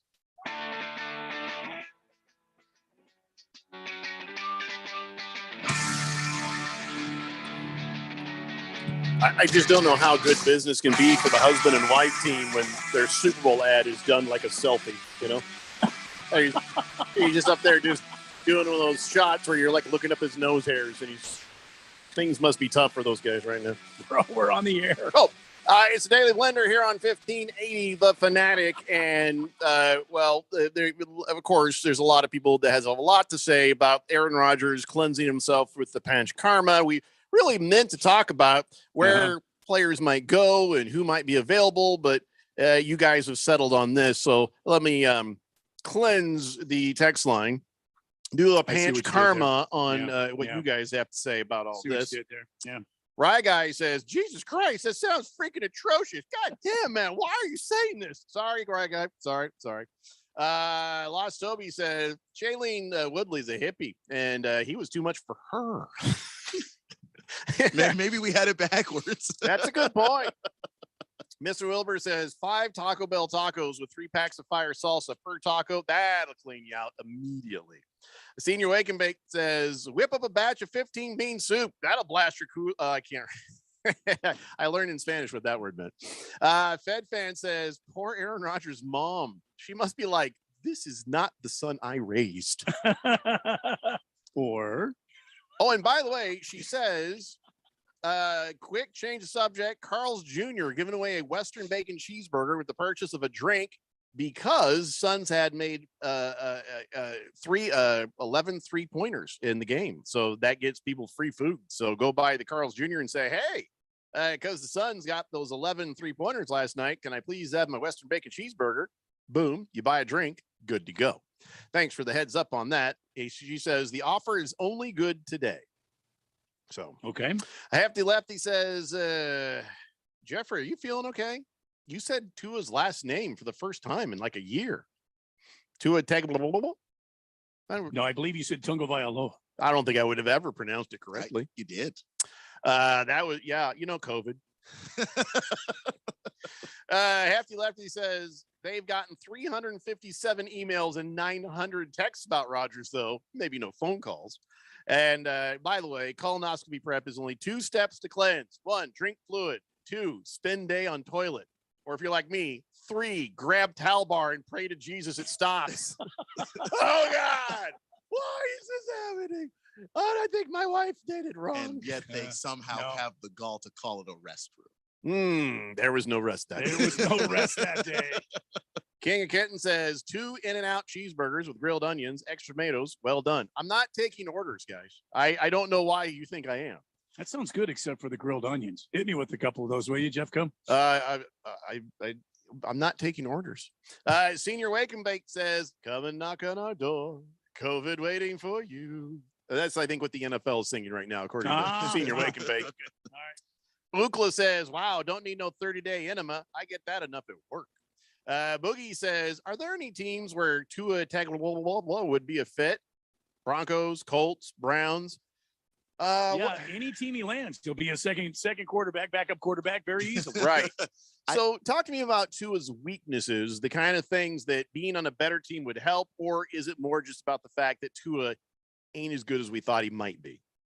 Tua's main weakness is the arm strength issue, because a lot of mentally, Tua knows what he's doing. Washington Commandos have a very nice gym. They could just listen, get that arm strength up. When you talk to me about desperation, I would take Tua. I'd take Tua right now. Give him a little squeezy thing. You keep working that. Listen, Tua, you're carrying the groceries in one trip. Get that arm strength up. He's fairly mobile. When you see a lot of these mobile quarterbacks, they're able to throw the ball on the run. Tua can push the ball downfield, but he's got to, have both cleats in the ground. Basically be a pocket passer, and that offensive line in Miami getting better, still needs work, and so he's got to get the ball out of his hands fast. He sounds like a future backup for the Patriots. I mean he is in that kind of mold. How many teams are working the pocket passer offense anymore? Very few, because there's so many of these quarterbacks are coming out that have that mobility, even if they're not the fastest guys in the world. They are mobile enough. They can extend plays. They can cause disruption with the defense. It's hard to have a pocket passer, a pure pocket passer in the NFL today. Blissful Hayes says, will part of Derek Carr's salary be paid in black eyeliner? I would imagine. Could be. Yeah, there'd Could be a be, yeah. stipend. At the very least, a stipend. Be like Bitcoin, some Mhm. Revlon, and Yeah, the rest in Maybelline. cash. Yeah.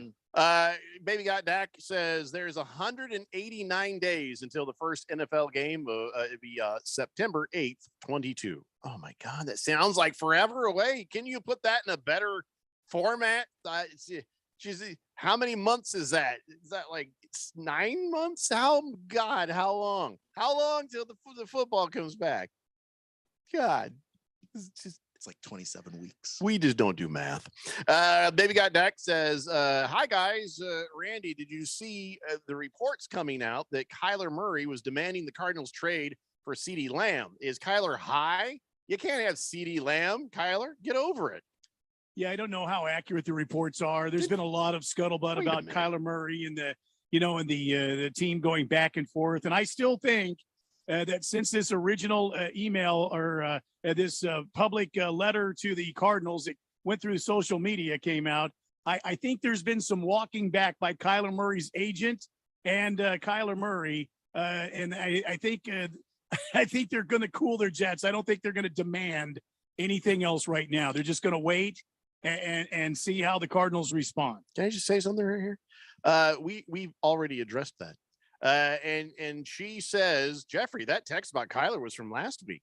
No, it popped up. I could take a screenshot. I remember the text did sound familiar to me, That's but what I I was couldn't just remember when I heard it. Yeah. She sent it on Tuesday, February 22nd, and let's see, at 4:37 p.m. And now it popped up again at 4:25. So let me explain to you why we might get some weird anomalies on our text line. The company that has managed the text line, they're not going to do text lines anymore after the end of this year. So we have to find a new program to do that. Well, I think maybe somebody isn't doing their job. So we might get some weird retweets, texts, and whatnot as we go. So if this keeps happening, I've had some other people say, I've been texting you for a while and you haven't answered. Well, that could be it. If this keeps happening, then we'll pull the switch sooner than later to make sure everything works. So apologies on that, Baby Got Dak. But yeah, Kyler, is he high? No, you can already see he's pretty low. 888-368-1580. All right. So I do take one little bit of issue with Washington football team Commandos. When they said, we're trying to cover every base. All that says to me is your team doesn't understand how the sport works. There are no bases in football. Just the figure of speech. Still, just saying that could mean something. I don't think it does. Could mean something. So now here's another thing that could mean something. Now you have to follow a couple of different bouncing balls in this conversation. So I'm going to read to you 3 headlines and we'll put them together. Okay. Bruce Arians, Buccaneers will not accommodate Tom Brady if he wants to play for a new team. He's like, nope. And I said, what would it take? 5 number ones. Okay, well, that's ridiculous. And that's just his way of saying no. And he says, it doesn't matter because Tom Brady's not coming back. We asked, was there a door open? He says, no, he slammed it shut when I talked to him. So Tom Brady is not interested in coming back, according to Bruce Arians. So now let's go over here. Jimmy Garoppolo trade rumors. I guess a lot of people are coming around saying, hey, what do you think about, we'll take Jimmy Garoppolo off your hands. Okay. Where did Tom Brady always want to play? When he was a kid. Oh, San Francisco. For the 49ers. And now Tom Brady, in an interview the other night, is still making things mysterious. They're still not giving a no, hell no. They're like, hey, maybe where are you going to go? What are you going to do now that you're out of football? He kind of mentioned that he was like, well, I've been spending time with family, but dear God, I've been doing that for 5 weeks now. And it sounded like he was like, okay, that's enough. And let me read what he says. I wish I had a clear vision of what the future holds. I think for me, there's a lot of great things, a lot of great opportunities that I know I said right after football season. I was looking forward to spending more time with my family. And I've done that for the last 5 weeks. And I know there's going to be more of that too. So, I like staying busy. That's for sure. Played a little golf. Going to see my parents tonight. It's going to be nice. I'm going to sleep in the same bed I slept in when I was a kid. Okay, that's a little weird. That sounds like a guy who has no Where's idea Giselle what to gonna do with sleep? himself right now. Giselle and the kids, I guess, are not going with him. I saw a picture of his childhood bedroom. Mommy, I'm home. No, it's bunk beds. So Giselle, you would imagine she'll be on top.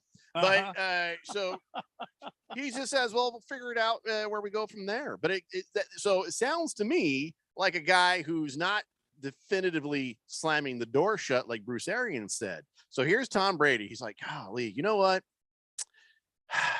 I thought I didn't want, I feel like I want to.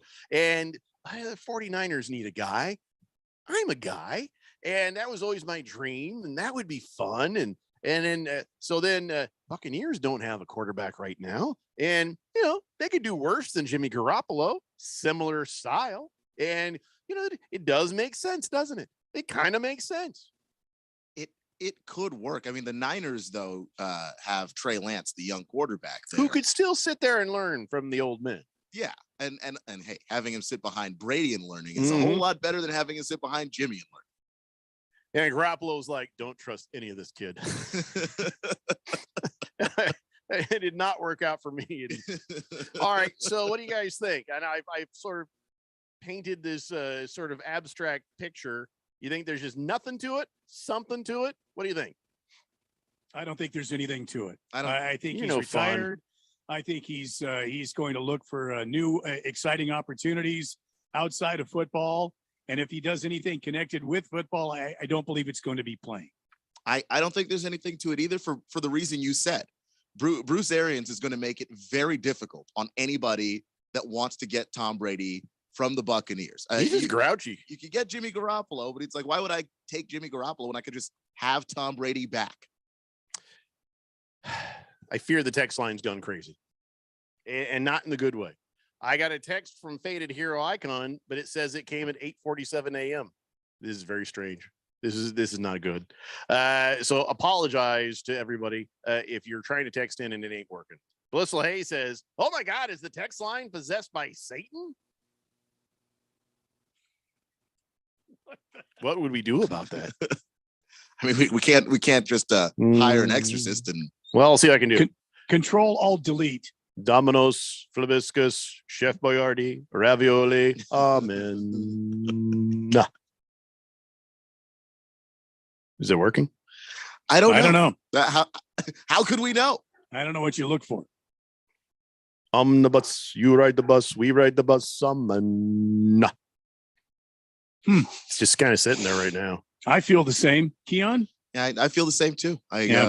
We were supposed to do the Daily Blender top 5 here, weren't we? Yep. We just didn't. We'll do it. We'll do it soon. We'll just calm down. I'm gonna lay hands on this thing. Oh boy.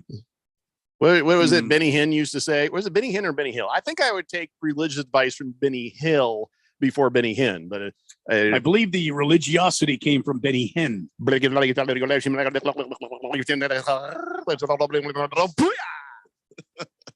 Hey, it worked.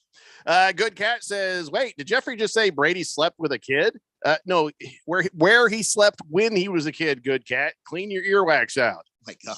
Baby Got Dak says, I called in Alyssa's food. It's under my name. All right, perfect. Yeah. When can we expect it? I guess excellent. Somebody else's turn. Somebody else's turn to try to try to fix the text line now. I'm a little hungry. I haven't been eating well. John What do we Constantine got? or something. It's a shame they canceled Supernatural. Get those guys in here, throw some salt on seriously. this, and burn this thing, and now it won't be possessed. So, Hefty Lefty says Kyle Pickett should be happy to know that if the NFL doesn't work out, he can do commercial for Burger King, showcasing how big their burgers look in his hands. Yeah, that's the old saying. My Irish grandmother once told me. She says, "Hey, Jeffrey, marry a girl with very small hands. You'll look huge." Okay, Grandma, that makes me uncomfortable. That did make me uncomfortable. Yeah. Good old She Grandma was O'Brien. right. Hefty Lefty, thank you. King Kenton says, the Carl's Jr. location in my neighborhood burned down. The hell neighborhood do you live in? Oh, by the way, my neighborhood, I was driving in this morning, I look over at Popeye's Chicken. It says, closed for renovation. I'm like, well, that's kind of a new place. And it says, because of the fire. What? Oh, there's a story there that nobody has told me. I'm curious about what the hell happened to the Popeyes in Queen Creek. Hefty Lefty. See, yeah, this thing is weird. Faded Hero Icon, still don't have your text. Senior Wake and Bake says it's going to take an exorcism in order to get Tom Brady to the Niners. Tell you that right now. Blissful Hayes says, why is the blender ending December 31st? Who said that? Wait, what? Do you know something that we don't know?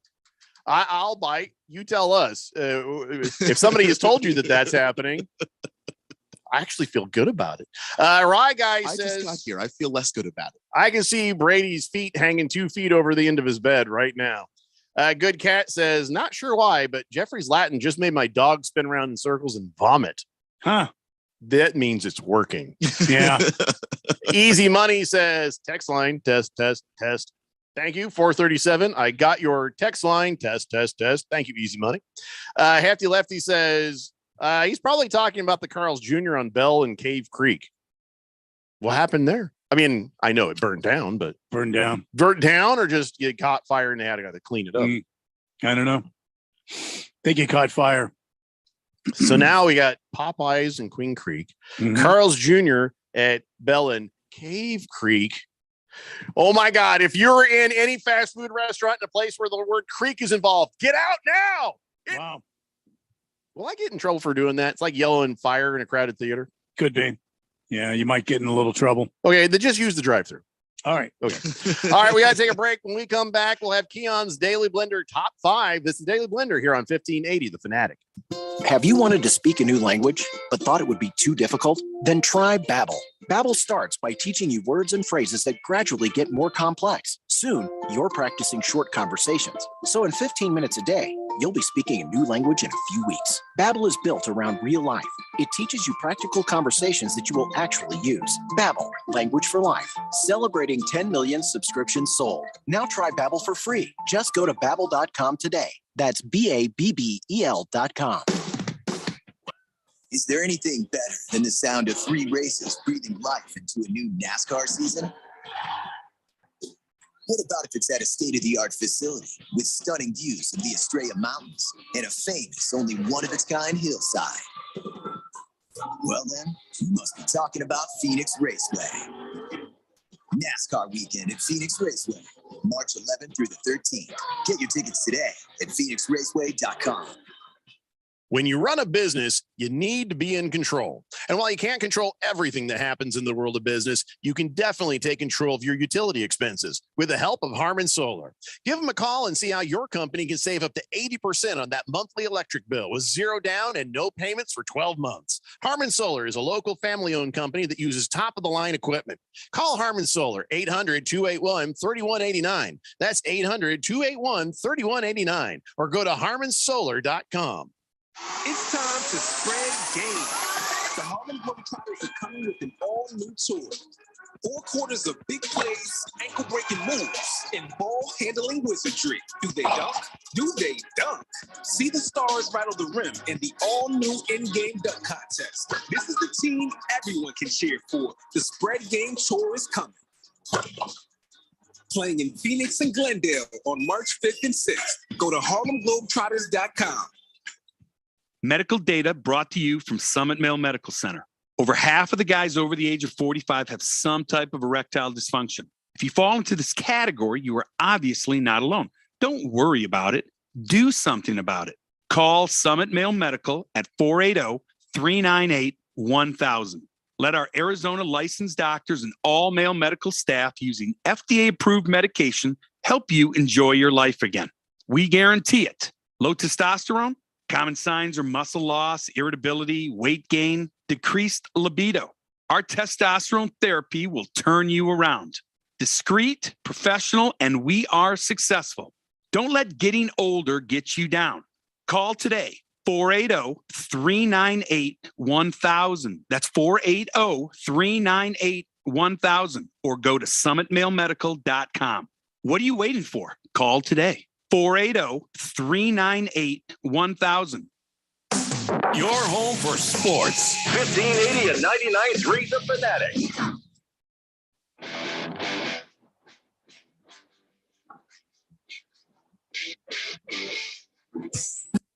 Welcome back to the Daily Blender here on this Thursday. Beautiful day outside, about 85 degrees, if you really want to know. Maybe I'll do a weather report. Supposed to get down into the 60s here in the next few days. Oh, good.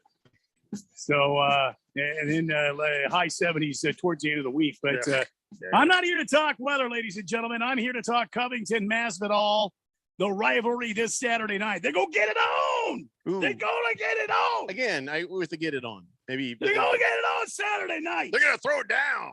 They're going to be throwing hands. I think it's better than get it on. Yeah. And pots and pans. They're going to get it on. I don't think there's going to be pots and pans. I don't know. Yeah. I just, sometimes I've got to spit out the truth in the flow. You know what I mean? There's no truth in that. There's no pots I got to or spit pans. out the truth in the flow, Jeffco. Right. See, I just did it again. I got to spit out the truth in the flow, Jeffco. You see that? It's almost naturally can't happening. Stop, won't stop. Yeah. So anyway, you could get in on this action Saturday night through the FanDuel Sportsbook, making things even more exciting by getting yourself in on a 30-1 odds situation on either fighter. You could win $150 on a $5 bet. Just sign up at FanDuel Sportsbook using promo code Randy1580. Pick your fighter and get ready to win big, because they gonna get it on. They're going to fight. They're going to fight. FanDuel Sportsbook, America's #1 sportsbook for a reason. It's quick, it's easy to get started, it's safe, it's secure. Get your winnings in a snap. Don't miss your chance to cash in on one of the biggest fights of the season. Sign up for FanDuel Sportsbook using promo code Randy1580 today. That's Randy1580. Download the FanDuel Sportsbook app and sign up today. Must be 21 or older and present in Arizona. New users only, $10 first deposit required. Got a wager in designated offer market. Max bonus $150. Restrictions apply. See terms at sportsbook.fanduel.com. Gambling problem, 1-800-NEXT-STEP or text NEXT STEP to 53342. Because they go get it on. They're going to fight, Randy. They're going to fight. Saturday night, all night long. They going to get it on. Fists of Fury, Randy. Oh, boy. Fists of Fury is what that is. By the way, it turns out Blissful Hayes doesn't have any background information about the Daily Blender ending on December 31st. He said, no, you said the text line was ending. Well, just because the text, even if there was no text line, it wouldn't end the show. No. I mean, it's a great part of the show. We love that part of the show. We figure out another way of doing it. He says, I was just kidding. I think the text line in the fourth dimension is an awesome part of the Blender. Thank you, Blissful Hayes. Ukla Mock says, tell Radio Ron you could always do the Blender on Money Radio that week on the 14th. Oh, that would be that. I actually think I'd do it. That just because it would destroy Money Radio. There's some highly rated stuff on that station. There'd be some people ready to murder us. King of Chiens says Carl's Jr. Yeah, Cave Creek and Bell burned, and then they demoed and removed the entire building. We're talking about that I saw Popeyes in Queen Creek had closed for renovations that said due to the fire, and I'm like, oh, I'd never heard that. So George, he dug deep and he found the Charger Voice, which is the student news site for the Benjamin Franklin High School nearby. Oh boy, it's Queen Creek. A, I don't know that there is a newspaper. B, most people who live in my town probably couldn't read a newspaper. Anyways, Michelle Castro wrote, rest in peace, Popeyes. Well, there's a lot wrong with it. If I'm her teacher, I'd take her aside and say, first off, rest in peace. If it's temporarily closed, probably not appropriate. Also saying, due to a tragic incident, everyone's favorite fried chicken restaurants temporarily closed. Well, tragedy. Well, oh my God, did somebody die? No employees or customers were actually caught up in the fire. Yeah, you can't do that. Can't say tragic. You can't say rest in peace unless Michelle Castro just feels so strongly about the Popeyes. To her, it's a tragedy. And rest in peace, Popeyes, until you open back up again and I go again. So also missed opportunity. Rest in 8-piece dinners. She could have put that in the headline. That would have been more catching. Just say. I'm hoping that she's not a senior, or else, well, the USA Today is probably gonna get a lot worse. 888-368-1580. Hitting the Nut says, yeah, Popeye is probably burnt down from people lighting their farts from the gas that they okay, come on, hitting the nuts. You could do better than that. Boomer Sooner says, yep, Jeffrey, the good old Carl's Jr. there, Bell and Cave Creek did burn down right to the ground, whole roof gone. Just too soon. Good Cat says, crap, now my dog is meowing like a cat standing up on the ceiling. Quick, Jeffrey, reverse your spell. I don't even remember what I did. So you Good Cat, you're gonna have to play the show backwards. So I don't have time to do that. Big George says, yeah, it was really a problem with the fryer. I guess the employees were simply doing their work. They noticed heavy smoke in the building. They didn't decide to evacuate and call authorities to come offer aid. She's got a future. Durwood says, hey guys, we're heading down to the Arizona State basketball game. Thank you again for the tickets. Oh, that's right. ASU is playing tonight. Enjoy those, Durwood, and let us know how it goes. Hefty Lefty says, yeah, would it rest in 8, 12, or 20 pieces? Radio Ron says, so when is Keon the Ramen King debuting his new segment called Noodle on This? Oh, that's not bad. Wow. Noodle on This, Keon Rose. What would it be about? What?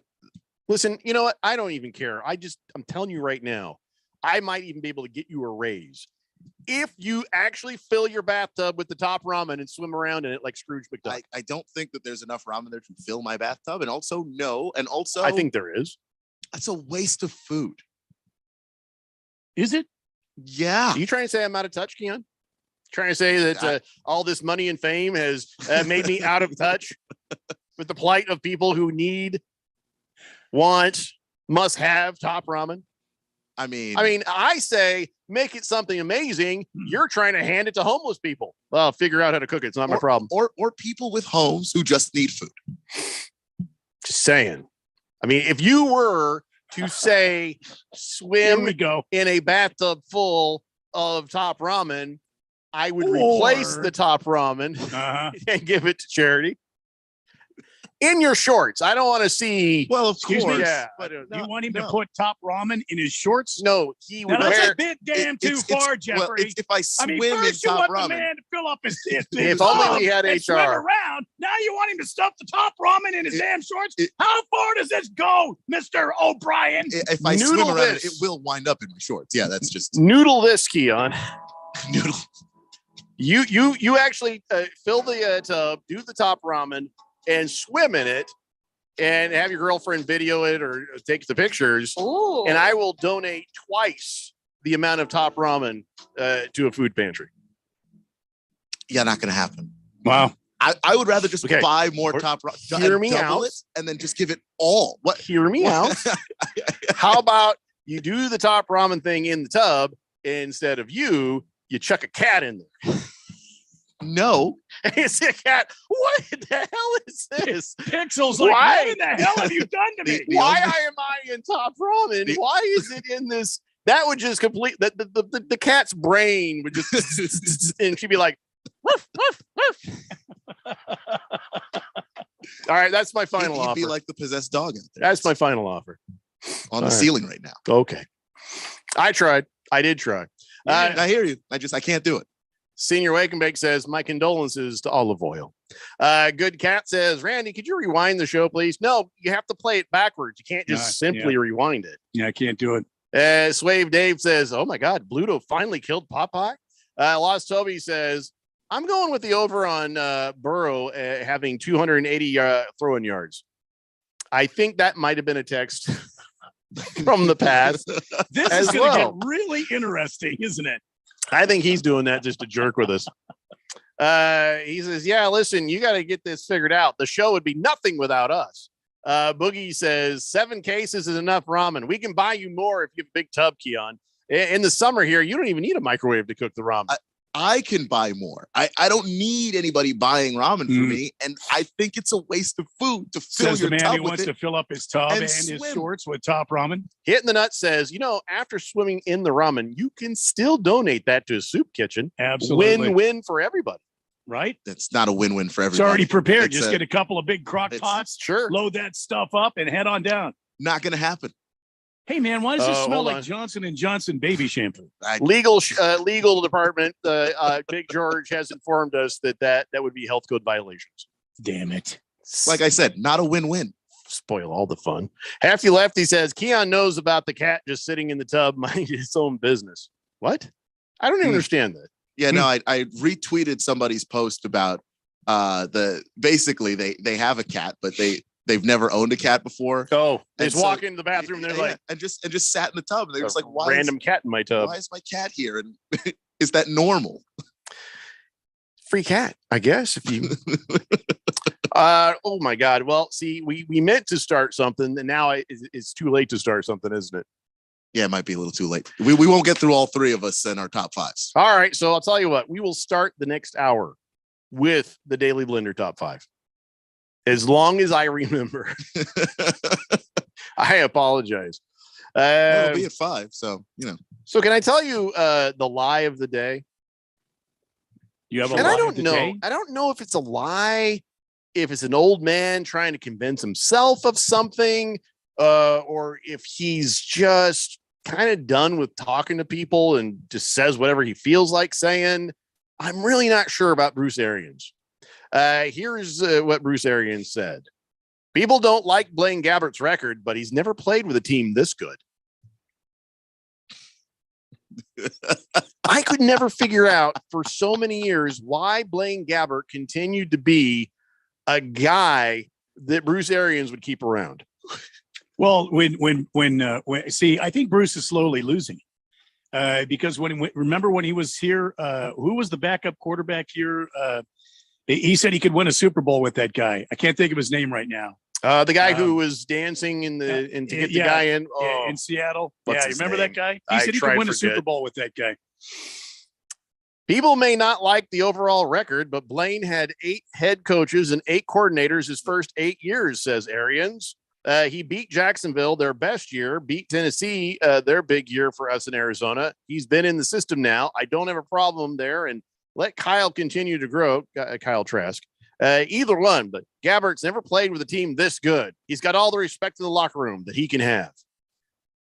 I don't know if this is just an irrational belief in the guy. Like John Gruden used to have this obsession with Nathan Peterman. Oh yeah, who we all knew was terrible. Yeah. He was bad. Yeah. He was awful. Like might have been the worst quarterback just statistically in the 6 games started that we've ever seen. Gruden was like that gal watching the rom-coms and that one girl who was like, I can change him. I can save him. No, you can't. It just never happened. No, you can't. Is Blaine Gabbert, Bruce Arians is Nathan Peterman? He's like, you complete me.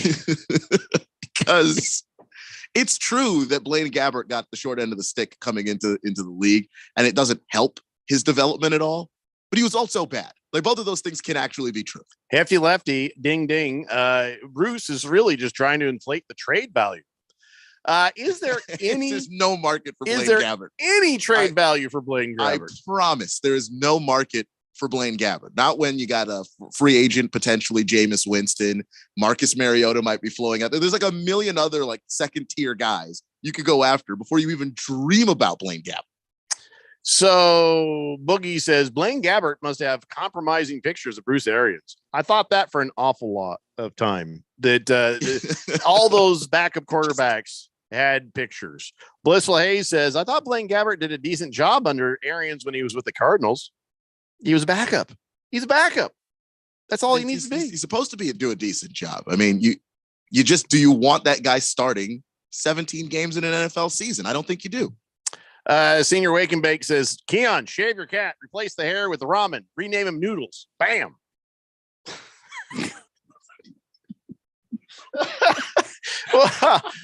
No. So here comes Keon the next day. Why are all those bandages on you? Tried to shave a cat. Here's a picture. Oh my God. Why are your hands covered in bandages? Why does your cat look like Dog the Bounty Hunter? With noodles? What the hell? What? Well, he is Senior Wake and Bake, so that should tell you everything you need to know. I mean, I don't know. Hefty Lefty says, listen, guys, getting a 7th rounder for Gabbert would make Bruce look like a genius. He look like the genius people think he is. Is anybody in the league a big enough dope to make that trade? I don't think so. Ron Rivera. We're so desperate. As desperate as he is, no. I said No. upgrade at the What do you mean? position. What's that, Bruce? Somebody else has called about him? All right, how about a first round pick? I won't take no for an answer. Click. He said he wanted to get better at quarterback. That was the plan. Here, Noodles. Din din time. Wait, Noodles is din din time. Noodles a good cat. Noodles a good cat. Here, get in this little pot here, Noodles. All right, we're doing the Daily Blender top 5 after this. You're in 1580 The Fanatic. Is there anything better than the sound of 3 races breathing life into a new NASCAR season? What about if it's at a state-of-the-art facility with stunning views of the Estrella Mountains and a famous, only one-of-its-kind hillside? Well then, you must be talking about Phoenix Raceway. NASCAR weekend at Phoenix Raceway, March 11th through the 13th. Get your tickets today at phoenixraceway.com. Okay, you're back to dining out, but there's dining and there's dinnertainment. Get ready for an amazing dining experience like none you've ever had at Kasai Japanese Steakhouse in Scottsdale. When it comes to Asian cuisine, nobody does it better or more authentic than Kasai, where talented teppan chefs create the food, the fire, and the fun of teppanyaki. Choose from over 30 different items and combinations of teppanyaki, Asian fusion, and innovative sushi. Kasai Japanese Steakhouse. It's not just dinner, it's dinnertainment. A memorable dining experience where delicious 7-course meals prepared right at your table with flair. It's a perfect choice for celebrations, date nights, or a night on the town. Happy hour is always on fire and offered daily with specials on teppanyaki, sushi, cocktails, and more. Book your night of fun right now. Visit KasaiScottsdale.com. That's KASAI Scottsdale.com or call 480-607-1114. That's 480-607-1114. We'll see you there. Hey everybody, Mark Asher back to tell you about my great friends over at the Lund Mortgage Team. Now, we've seen interest rates go as low as we've seen them in years recently. We've also seen them bouncing around. A lot of uncertainty of what is going on in the loan game as far as mortgages are concerned.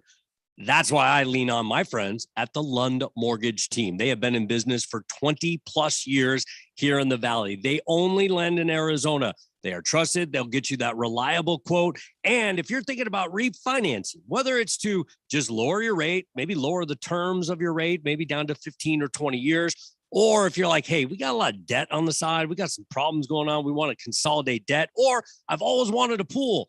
Now's the time to do it. Take some of that equity out, refinance, and get things done around your house that you want. But you got to use the best in the business. That's the Lund Mortgage Team. 623-875-9940, 623-875-9940, or check them out online, lundmortgage.com.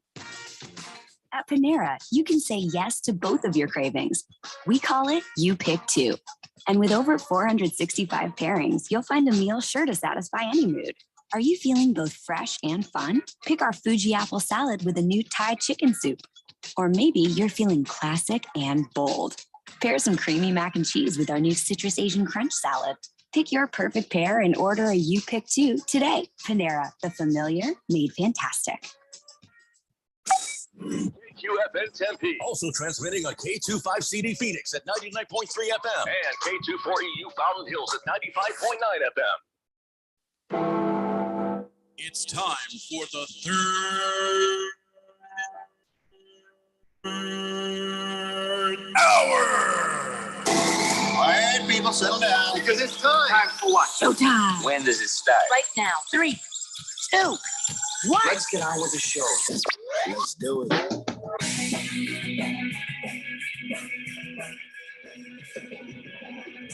All right, everybody, it's 5 o'clock.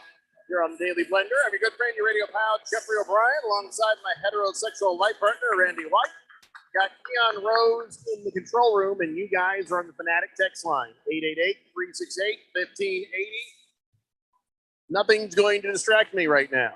Ain't nothing going to break my stride. Oh, no. We got to keep on moving.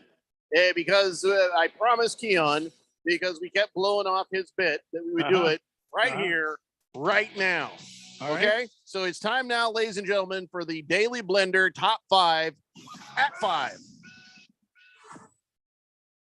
for the Blender Top 5. Which is coincidentally at 5. You're welcome. Yeah, though we said it wouldn't be, and now it is. But so here it is, the Blender Top 5 at 5. We've got a topic today about quarterbacks. We're doing a lot of NFL business, and the worst quarterback situations in the league is our topic of conversation today. Who would like to go first in today's Blender Top 5? I think you should have to go first. Yeah, okay. It's named after you. Well, you wanted to go first, Randy? I did go first last time, but I kind of feel like this is a tough assignment. I'd like to see what he came up with, and then maybe steal some of his answers. Well, it's named after him. Maybe he should go last. It's not named after him. Yeah, it's just Keon, it's just the Blender Top 5. We're just making him do all the work. Well, there is that. Well, what do you got? All right.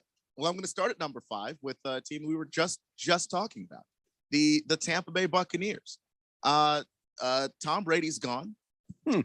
And Bruce Arians is actively trying to talk up Blaine Gabbert right now, because he doesn't have any answers at quarterback. And I wanted to put him higher, but I didn't because I don't know what Kyle Trask is yet. Second round quarterback that they drafted. He looked phenomenal when he was at Florida, but he was throwing the ball to Kyle Pitts a lot.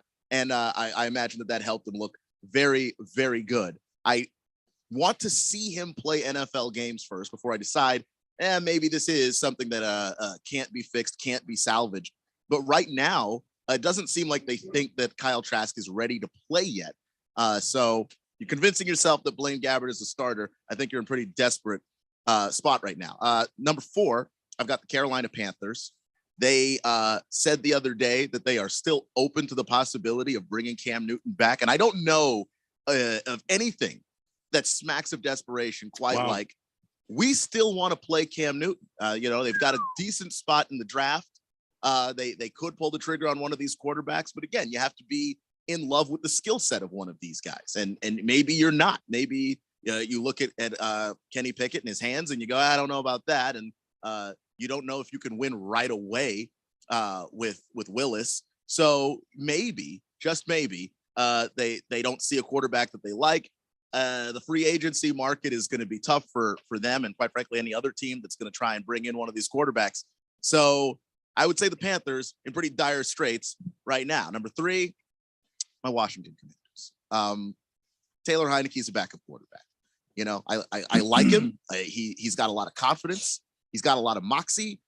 He can't throw the ball downfield. And multiple times he threw the ball in the right place and to the right person. He was like 5 yards behind him. He had to go back and get the ball. You can't have that in some of these big games, especially the NFC East. A lot of great defenses, not a whole lot of great offenses, but a lot of great defenses in the NFC East. The quarterback situation in Washington is desperate. When you pick up the phone and you call all 31 teams, you're desperate. No, they said they called all 32. They called themselves just to be safe. Ron Rivera picked up the phone and called General Manager Marty Mayhew and said, Marty, like I'm right here. I'm right across the room, man. Marty, do we have a quarterback? Have anybody? Marty, is there anybody off the street? Yeah, they're as desperate as you could possibly be. But I'm going to go that the Saints at number 2 are much more desperate. Jameis Winston, he's going to be a free agent this season. Potentially they bring him back, but if they don't bring him back, or if somebody offers Jameis Winston more and they can't afford to bring him back because the Saints are in cap hell, then what on earth are they supposed to do? They're kind of screwed at quarterback themselves. I don't know what direction they're going to move in with their cap situation, especially if the Jameis Winston thing doesn't work out. And number 1, I have the Atlanta Falcons. Wow. Yeah. With Matt Ryan, really? Yeah, they could just pay him and keep him. Well, he's still under contract for 2 more years, but this is why it's a bad situation. Matt Ryan has not been good. In fact, he's been terrible the last couple of seasons. He's only getting older, and this upcoming season, they will owe Matt Ryan $48 million.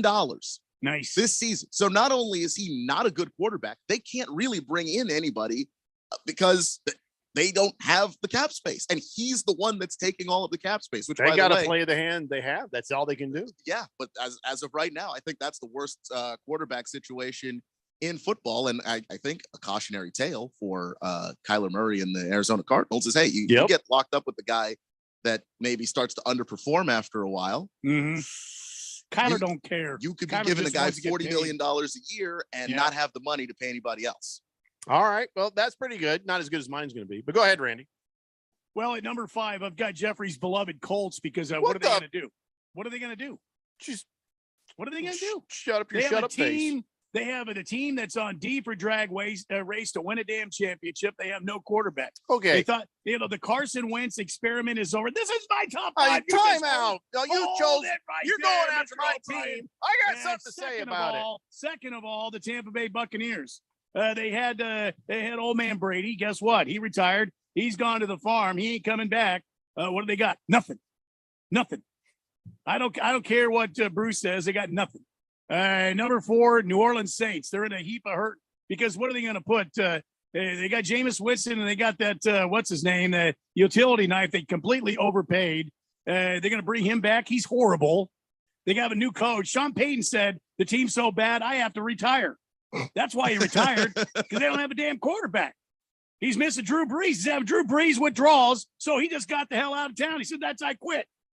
Number 3, I've got 2. It's your beloved Washington Commandos. You didn't have 2 at 3. And the Denver Broncos. The Broncos, another team with a quarterback question, and they have a lot of good parts up there to cobble together, a good team in that AFC West to compete.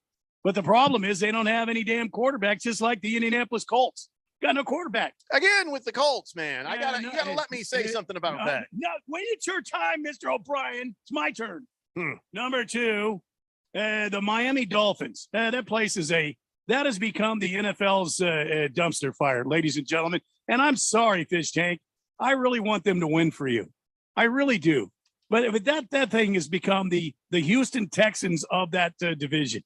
Oh, wait, the Houston Texans are in that division, right? Oh, now they have 2 of them. They're both dumpster fires. And then the Houston Texans also at number 2. Number 1, Carolina Panthers. Jeez. What the hell are they doing? I mean, the dental smock does not know what he's doing. He brought in a bobblehead, and then they brought Cam the Scam back there. He's too old. He might as well give him a walker. He's out there trying to play like the days of old for Cam Newton. He ain't going to do anything. If their only option is to bring Cam Newton back, they have got to be in a world of hurt because the bobblehead obviously cannot play. That's my top 5. Now you can speak, Mr. O'Brien. All right. Well, first things first. Buccaneers. I don't know how they end up on your list, Keon, because they're a great team. Just add quarterback. A good team can make up for a mediocre quarterback. So I don't think that puts them in the worst quarterback situation. Because do you remember they were the same team before Brady got there, though? Yeah. And they were. But it's not the worst situation. I got the worst situation. It's also not the Colts, Randy. The Colts, at the very least, will have Carson Wentz. They still just about got into the damn playoffs with Carson Wentz. So that doesn't put them in the worst quarterback situation. Carson yet. Wentz, the last 2 games played like this. It's hard to play winning football for your team when he's doing this. Look in the mirror, because look at old Kyler Murray. Last 2 games played like this. Here, I agree. Why with didn't you you put the Cardinals into this conversation? Well, because Cardinals still have Kyler Murray under contract. Well, and at guess least what? At least he's Carson a good Wentz quarterback. is still working out with the Colts, hoping to still come back. So I can't put that in there as a team. Right now, I'm going to give you my number 5, the Houston Texans. Okay, the Houston Texans have no quarterback unless Deshaun Watson gets clear of his trouble, and even then, they're going to trade him off for something. And then what are they going to have? I know the Texans were really, really bad. Don't talk to me about Davis Mills. I don't think Davis Mills looked. Don't talk to me about Davis Mills. Davis Mills looked okay. Don't put the Buccaneers on your list and then talk to me about Davis Mills. The Bucs have Blaine Gabbert. Yeah, see, and Bruce Arians says he's good. Okay, I watched Blaine Gabbert. I thought Blaine Gabbert was garbage when he was playing in college. Yeah. All right, so Keon, you and I agree on my number 4, and I think you have them number 4 as well, Carolina Panthers. For all the same reasons. I think Randy, you might have had them a bit high, but good point on Cam Newton. Great point on Sam Darnold. I've been saying that about Sam Darnold when people are trying to convince me, no, he's going to be good. I'm like, yeah, that's not. And guess what? Here's a blast from the Arians past. Matt Barkley is listed as one of their quarterbacks. Jeez. It could get worse. And if you are a New Orleans Saints fan, it does get worse. That's my number 3. Taysom Hill, boy, did they overpay that guy. Yeah. A gadget player, a backup if you need him. But yeah, I think they put too many eggs in that basket. Trevor Siemian. He's a backup. I could have told you that, but when he was on the Broncos, okay. And then Jameis Winston.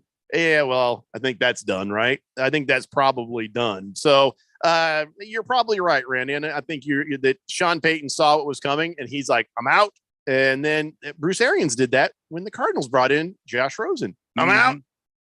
Now, my number 2. Did anybody else say Pittsburgh Steelers? I didn't. Pittsburgh Steelers. No. The Rapesburger is gone. That leaves Mason Rudolph and whatever is left of Dwayne Haskins. Yeah, that's a good point. So That's a good point. Yeah. they are. And I lived the Dwayne Haskins experience. Not good. They, they're in trouble. So I got them as number 2. Number 1, and I'm sorry, I didn't do this to be a wise ass, the Washington football team. Taylor Heineke. I mean, I have him at 3. So you got Kyle Allen. First off, nobody who has 2 first names in their name is ever going to be successful. Kyle Allen, is there another? The name one? Oh, okay. Well, I mean, in sports, I suppose not. And everybody else is a serial killer. Okay. Well, Patrick Henry. You can't have 2 first one names. of the founders of our country. Your first name is well, you had to go all the way back to Common that. sense. That's the Come only on, one man. that I don't know I'm off the top of my head. I'm talking about in football. Two first namers. So wasn't there a guy named Brady Hoke recently that was playing? Hoke's not a football? first name. Brady Hoke. So then Tom Brady technically has 2 first names, does he not? No, that makes no sense. Bam! I just got you. Bam! I saw It works. right there. Math checks out. No, you're right. You're right. Well, no, you're wrong. You know why? Brady should never be a first name. Well, but still, they use it as a first name. I'm sorry, I have to invalidate that one. I think I win Blender top 5. What mine. What I looked at when I was deciding how terrible a situation is, who do you have, and can you get out of it? Yeah, I was doing the Pittsburgh same thing. Steelers are going to have a hard time getting out of their mess. They draft You're high right. enough that You're if right. they want to try and take one of these quarterbacks, Neither going to be worth a damn. You know that. I don't know that. You do know I that. actually do not know. Search that. your feelings. If they draft You Malik know it to Willis, be true. Malik Willis is actually a really good spot to land it because they'll be patient enough and bring him along, and he's got the physical tools. He could do something. I just don't want to write the Steelers off because there are ways for them to get out of their quarterback hell. Whereas Well, I don't know how because I don't Mason know what Rudolph's the not Saints going would to do. lead them to the promised land. Tell you what, you said worst quarterback situations. You didn't say worst quarterback situations that maybe they can get their way out of. Well, I'm just no, saying right now, as it looks, things look bad for the Steelers. Yeah, well, I left it deliberately vague so we could all have different lists. You just want to start a fight. Yes. You see that, Why Randy? do you want to start a fight? Radio fights are fun. Radio fights are not fun. I'm enjoying it. I don't know. In the Daily Blender experience, we've had mixed results. Not trying to start like an actual fist fight or anything. But Just keep your headphones where I can see them. Yeah. Hey, we have a new texter here on the text line. A new texter Hey, all right. from the 414 area code. Says 414. Keon, if you set a donation goal for an actual food pantry and the texters hit it, will you do the ramen bath pick as an incentive? Personally, I'm really just trying to get you in the tub of hot broth, but whatever. no. That's what it says here. I don't know. I mean, Is that your girlfriend? Is that your girlfriend saying that? She wants to get you in a tub full of hot broth. So what if your girlfriend bought you some top ramen, put it in the tub, Keon. ran a nice bath? No. I'm sorry. Are you kink shaming your own girlfriend? Not kink shaming. I'm just saying I can't take part in that particular one. Wow. Just sorry. Man. My wife, since I've known her, if she ever asked me to dance, you know what I do? I dance. Do I want to dance? But I'll do. dance too. Well, if my wife says to me, honey, you need to get in this bath of top ramen. I'm like, okay. Okay. I'm there. I don't necessarily believe you. And also, you know damn well she'd never ask you to do that. So she might now. Just to prove my love. I'll slide into a bath full of top ramen. I don't care if it's tapioca. I don't care if it's split pea soup from The Exorcist. If my wife says, do this and then this, I'm doing this. Have you seen my wife? Of course I'm doing this. Top ramen all day, every day, upstairs, downstairs, even in the guest bathroom. I don't care. It's not about beauty or anything like that. I am not getting in a tub of hot ramen. It's just not happening. I would look beautiful in a tub of hot. I'm sure you would. You're absolutely right. I would rock that ramen. You would. That ramen would pale in comparison. Is there ever been someone on the history of the planet that says, I could rock that ramen? Only on this show. Yeah. Sentences that have never been constructed in the history of the English language. Well, in the NFL, they have scoregami. So I guess we have blendergami. There's a sentence that you never thought you'd hear a person say. You've never been spoken and never heard. Oh, I'd rock that ramen. Until one of those noodles goes somewhere it's not supposed to. Hello. King of Which Kittens is inevitable. is doing better than all of us right now, by the way. Uh-huh. He's got a big old plate full of giant shrimp. Oh, nice. Nice. He says, hot tip, everybody. The Arizona Coyotes are plus 320 and hosting the Colorado Avalanche tonight. Yeah. I got the Coyotes winning. You have been alerted. It's tempting, but after I got burned last night, that was my bet for the week. So Senior Wake and Bake says, Keon, screw Moxie. I want a flamethrower with high completion percentage and a pair of Mickey Mouse hands. Wow, is he stoned? Well, he's talking about Kenny Pickett. We're talking Mickey about Mouse hands are big hands. The Moxie. Okay, well then it's got to be some other quarterback than not Kenny Pickett. But I said Taylor Heineke had Moxie. He just can't throw the ball. By the way, I just want to remind everybody, because that just reminded me, back in the year 1994 or 5, I went on a live video show and I thumb wrestled 2 people and at the same time and won without even looking at them. I was looking dead in the camera and I thumb wrestled a man and a woman on either side. And but as a joke right before, they said, here we go. I had Mickey Mouse hands. And they're like, that's cheating. And I'm like, here we go. Shut up, losers. Pow, pow, pow. That was just, this is a. Do not in any circumstance try to thumb wrestle Jeffrey. Yeah. You see how I've got these weird, like I can stretch my thumb out, like that. It's not double joint or nothing. All right. We got to take a break. When we come back, we'll get caught up on the text line and we got some more NFL stuff to talk about too. It's the Daily Blender here on 1580, The Fanatic. This is Aaron Warby, host of the Bulls and the Bears Radio Hour. In the show, we try to teach the tools, rules, and strategies that traders and investors need to do better with their wealth and portfolio income. But most of the time, an hour is just not long enough. At Online Trading Academy, we believe that the average person should be given the tools, rules, and strategies that Wall Street's elites have been using for years to outperform others. Are you one of the millions that have recently established a trading account? Or have you always wanted to trade or take a more active role in guarding and growing your own wealth, but have not had the know-how or confidence? We want to invite you out to a complimentary 3-hour power trading and investing workshop, where you'll learn what it is that the professionals use to limit their risks and maximize their possible gains in both trading and investing. To register, call 8448-TRADER. That's 844-887-2337, or text the word stocks to 25029. Again, that's stocks to 25029. Reserve your seat now. Business people like it straight and to the point. So here it is. Bruce Jacobs here to tell you take control of your utility expenses by calling Harmon Solar right now. They can save up to 80% on that monthly electric bill with zero down and no payments for 12 months. Level your energy costs, protect yourself from inflation. How's that for straight and to the point? Here's more. Harmon Solar is a local family-owned company that uses top-of-the-line equipment. Call Harmon Solar 800-281-3189 or go to harmonsolar.com. Without education, poverty follows a family one generation after the next. But College Bound AZ provides educational pathway to students starting in the 7th grade and turns dreams into degrees. Your support provides laptops and other things to ignite that journey. To help, Chicago Fest West happens Saturday, March 19th at Mesa Convention Center, and the proceeds benefit College Bound AZ. It's a celebration of Chicago during Cubs spring training through music, food, a classic car show, and more. Get your tickets at chicagofestwest.com today. At Panera, you can say yes to both of your cravings. We call it You Pick Two. And with over 465 pairings, you'll find a meal sure to satisfy any mood. Are you feeling both fresh and fun? Pick our Fuji apple salad with a new Thai chicken soup. Or maybe you're feeling classic and bold. Pair some creamy mac and cheese with our new Citrus Asian Crunch salad. Pick your perfect pair and order a You Pick Two today. Panera, the familiar made fantastic.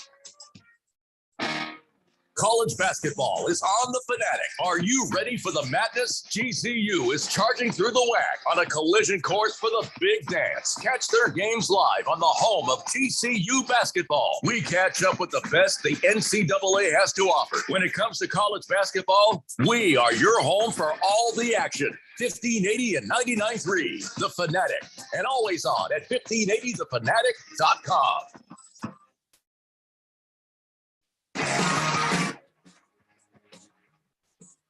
It's Daily Blender here on 1580 The Fanatic. Tonight, 6:45 p.m., we got GCU hosting Utah Valley. It's one of their last games of the season before we get to the WAC tournament.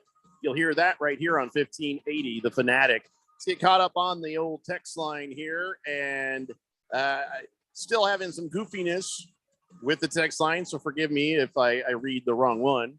Number one Rattlers fan says, thank you, 1580 and the Suns for letting me know about my free burger. Very, very tasty. Off topic, when did Keon graduate from Western Kentucky? He seems kind of new at his job here. That's a bit of a double-edged sword there. When did I graduate from where? From Western Kentucky. Yeah, I never went to Western Kentucky. So he never graduated. So that's what the media would take away. Keon Rose never graduated. Yeah, I went to the University of Tennessee in Chattanooga. Where it's much easier to graduate because Keon doesn't do hard things. He always takes the easy way out. Western Kentucky would have been harder. Would it have been? Maybe to live in. Yeah, you're right. Jake the Snake says, you think Kyler is a powder? Well, yeah. You think? Is this another one of those texts like from months ago? Fed fan says, again, why? What's the problem now, Fed fan? That could have been from any time in the history of this show. Yeah. Oh, it must be about the top ramen bath.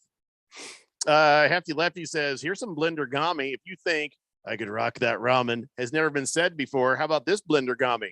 Good point, Bruce Jacobs. Okay, come on, Hefty. Come on. Damn. And he says, anyone else think the 72 sold guy looks like a mole rat? No. I pulled a naked mole rat out of my pool filter years ago. I thought it was a wad of wet toilet paper in there. I grabbed it, pulled it up. I was like, that was just a naked dead mole. I was like, I really thought, did the pool filter pull all this gopher's hair off? It was disgusting. Ukla the Mock says, wow, the Colts lost to the worst team in the league to get in the playoffs. Yeah. Can you say choke, Radio Pal? Yeah. It was a complete choke job. And still, despite how bad Carson Wentz was, they were a game away from the playoffs. Yeah. So I can't really call them. They're not in quarterback trouble until they are, which they could be, but they're not yet. Good Cat says the old Phil would have done the top ramen thing in the tub. He'd enjoy it way too much. And that's why I would never even brought it up then. Yeah. Bob Schwersky says, hey, Larry David might just be the only exception to Jeffrey's rule of two first names lack of success. I meant in football, but then people have been texting me all sorts of names of guys with the two first names in their name. Yeah, because you said they're either successful or serial killers. So you kind of opened it up to beyond football. Well, I didn't think that through. Sometimes I don't. All right. Of course, then again, Jeff George. So thank you, Not Bob. successful. Dave Krieg. Wait, how's Dave Krieg two first names? Dave Craig. Oh, Craig. I thought it was Krieg. Yeah, it's Craig. Yeah. It looks like Krieg. It's Dave Craig. It's annoying when people have names that should be pronounced a certain way. You're right. And then they say, no, it's Craig. It's Craig. Oh, like Geoff. Yeah. Nobody calls themselves Geoff. No one calls themselves that, but it should be pronounced that. I mean, I'd be all right Jeff. with it. Yeah. I'd be very happy if anybody with a Geoff name had to pronounce it Geoff. I think we should do that. I don't have time to explain to you why, but trust me. But they'll tell you, oh, it's pronounced Jeff. That's not what. So I'm sorry. That's not what's literally. Every time I send an email, I say, "Dear Geoff," comma. I would not mind distancing myself from the Geoffs. Bob Schmeldoff says, I definitely think Chris Paul will bring us to a championship. Okay. Lost Toby says, I've been playing this drinking game in the morning where I take a shot if I agree with Bruce Jacobs. I've never been so sober in my life. Come on, guys. Bruce Jacobs ain't done nothing to you guys. Hey, we have a man card emergency situation. A man card emergency situation. This is a man card emergency situation on the Daily Blender. So I actually think this will turn into a man card accreditation, but let's talk this through. Okay, here's the guy, or this guy is like, okay, I just went through naming a dog. And yeah, I kind of went with a lazy name for the dog, but that's only because I looked at the dog and it just fit. It just fit to call him Buddy. All right. So anyway, so now this guy, he's trying to name a dog and he's like, hey, you know what? I'm going to name my dog Maybelline. And which I think is a weird name for a dog, but here's what it is. He says at the beginning of 2020, I'd been planning for a year in advance to get a dog. All right. At the beginning of 2020, I got in touch with a breeder to get my dream dog, a beautiful Clumber Spaniel. The litter was born 10 weeks ago. So this has been in motion. This plan has been here for a long time. And I planned on naming the dog Maybelline. It's just a name that I thought fit. And I told my brother and my sister-in-law, they loved it. They thought, oh, that's a great idea. Good for you. Fast forward to now, and he says, my sister-in-law is pregnant, finds out she's having a girl. We're all excited and happy. And, whoo, what do you think you're going to name her? And she says, Maybelline. He's like, whoa, wait a second. Oh, boy. That's going to be the name of my dog. And she says, well, no, just please just change the name of your dog. I want to name my baby Maybelline. And he says, I'll think about it. And so then, he came back later and says, I thought about it. No. So not wanting to change the dog's name, he named his Clumber Spaniel Maybelline. So anyway, he told the family, everybody was very mad at him, saying he's rude, insulting his brother and his niece. He's like, I didn't name the dog after the damn baby. They took my name that I told them I wanted for the dog. They're the rude ones. And he says, so, all right. So I feel like this is a man card accreditation because he stood his ground and he didn't bend. And right. Before I do that though, I just want to kind of get the feeling here. Was that rude of him? Was that wrong of him? No, he had the name for the dog first. That's kind of what I'm thinking. He had the name for the dog first. Right. And you know what? She didn't ask him if he could change the dog's name. He had to find out that she was naming the baby Maybelline. And then she was like, hey, could you change the name of the dog? Like that whole process is just disrespectful to me. I don't like it. All right. Okay. So what do you say, Randy? Is there any reason? I mean, I've always been in the people come first category when it comes to many different things. I don't ever want to be cruel to animals, but humans should always become before the animals. So does this violate my own thought process that people first, or is this just such a silly thing that woman is just wrong?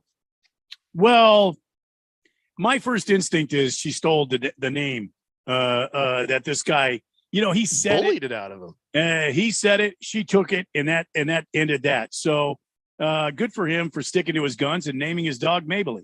Now she's going to have to figure it out on her own. That was lazy on her part. Come on. So when everybody told the family that everybody was angry, he said, okay, how about this? Not changing my dog's name, but I'll call the dog May for short. And then you can call your baby Maybelline. And so that seemed like everybody's like, okay. But then he says, my family is a bunch of idiots because we're British and everybody always shortens the first name to the first three letters. So I'm going to call my dog May. They're going to call their baby May. It's the same thing's going to happen. He says, when you're in England, it's like your name James, not anymore. You're called Jay. So nobody calls you Ames. So he says, so their kid and my dog will both be called May for short. I find it hilarious, and I will not tell them that change is coming. Good for him. So, all right. So I think we're all in agreement. It is not a man card violation in any way. That is a man card accreditation for standing by his guns. Yeah. And sometimes the man card accreditation could come with people saying you're rude or people saying you're unkind. But I think that men and women should agree that woman saying, I want to name my baby what you told us a year ago you want to name your dog, that's the real rudeness. And we didn't even tell you. Like if she had said, hey, if she had called him up and said, hey, I like the name Maybelline, could you change the name? I think that he could have been a little bit more flexible there, but she didn't tell him. He just assumed that She just stole it from him. I'm going to use this name now, and I just assume naturally you're going to change. That come on. All right. Well, I think this is an open and shut case. It's already the way I felt, but it's good to get a little bit of input from other people because I don't want to walk into my house and, I want to walk in my house later and have her say, let's have a conversation. Hang on. I've got a tub full of ramen I need to get into. Yep. Gonna have to wait. Fed Fan says, I agree with the guy. She did steal the name. It's like an episode of Seinfeld when George wanted to name his kid Seven and his friend stole the idea from him. Yeah. Good point. Ukla Mock says, nope, man card violation because he got a Clumber Spaniel. What's wrong with a Clumber Spaniel? Let me look this up. I'm not sure what a Clumber Spaniel is. It's a great looking dog. Here, Control V. And, no, I'm not going to say man card violation of that dog. He just looks like a short, squat Spaniel. That's all. It's a cute dog. And it's very British. Looks like a grooming nightmare, to be honest.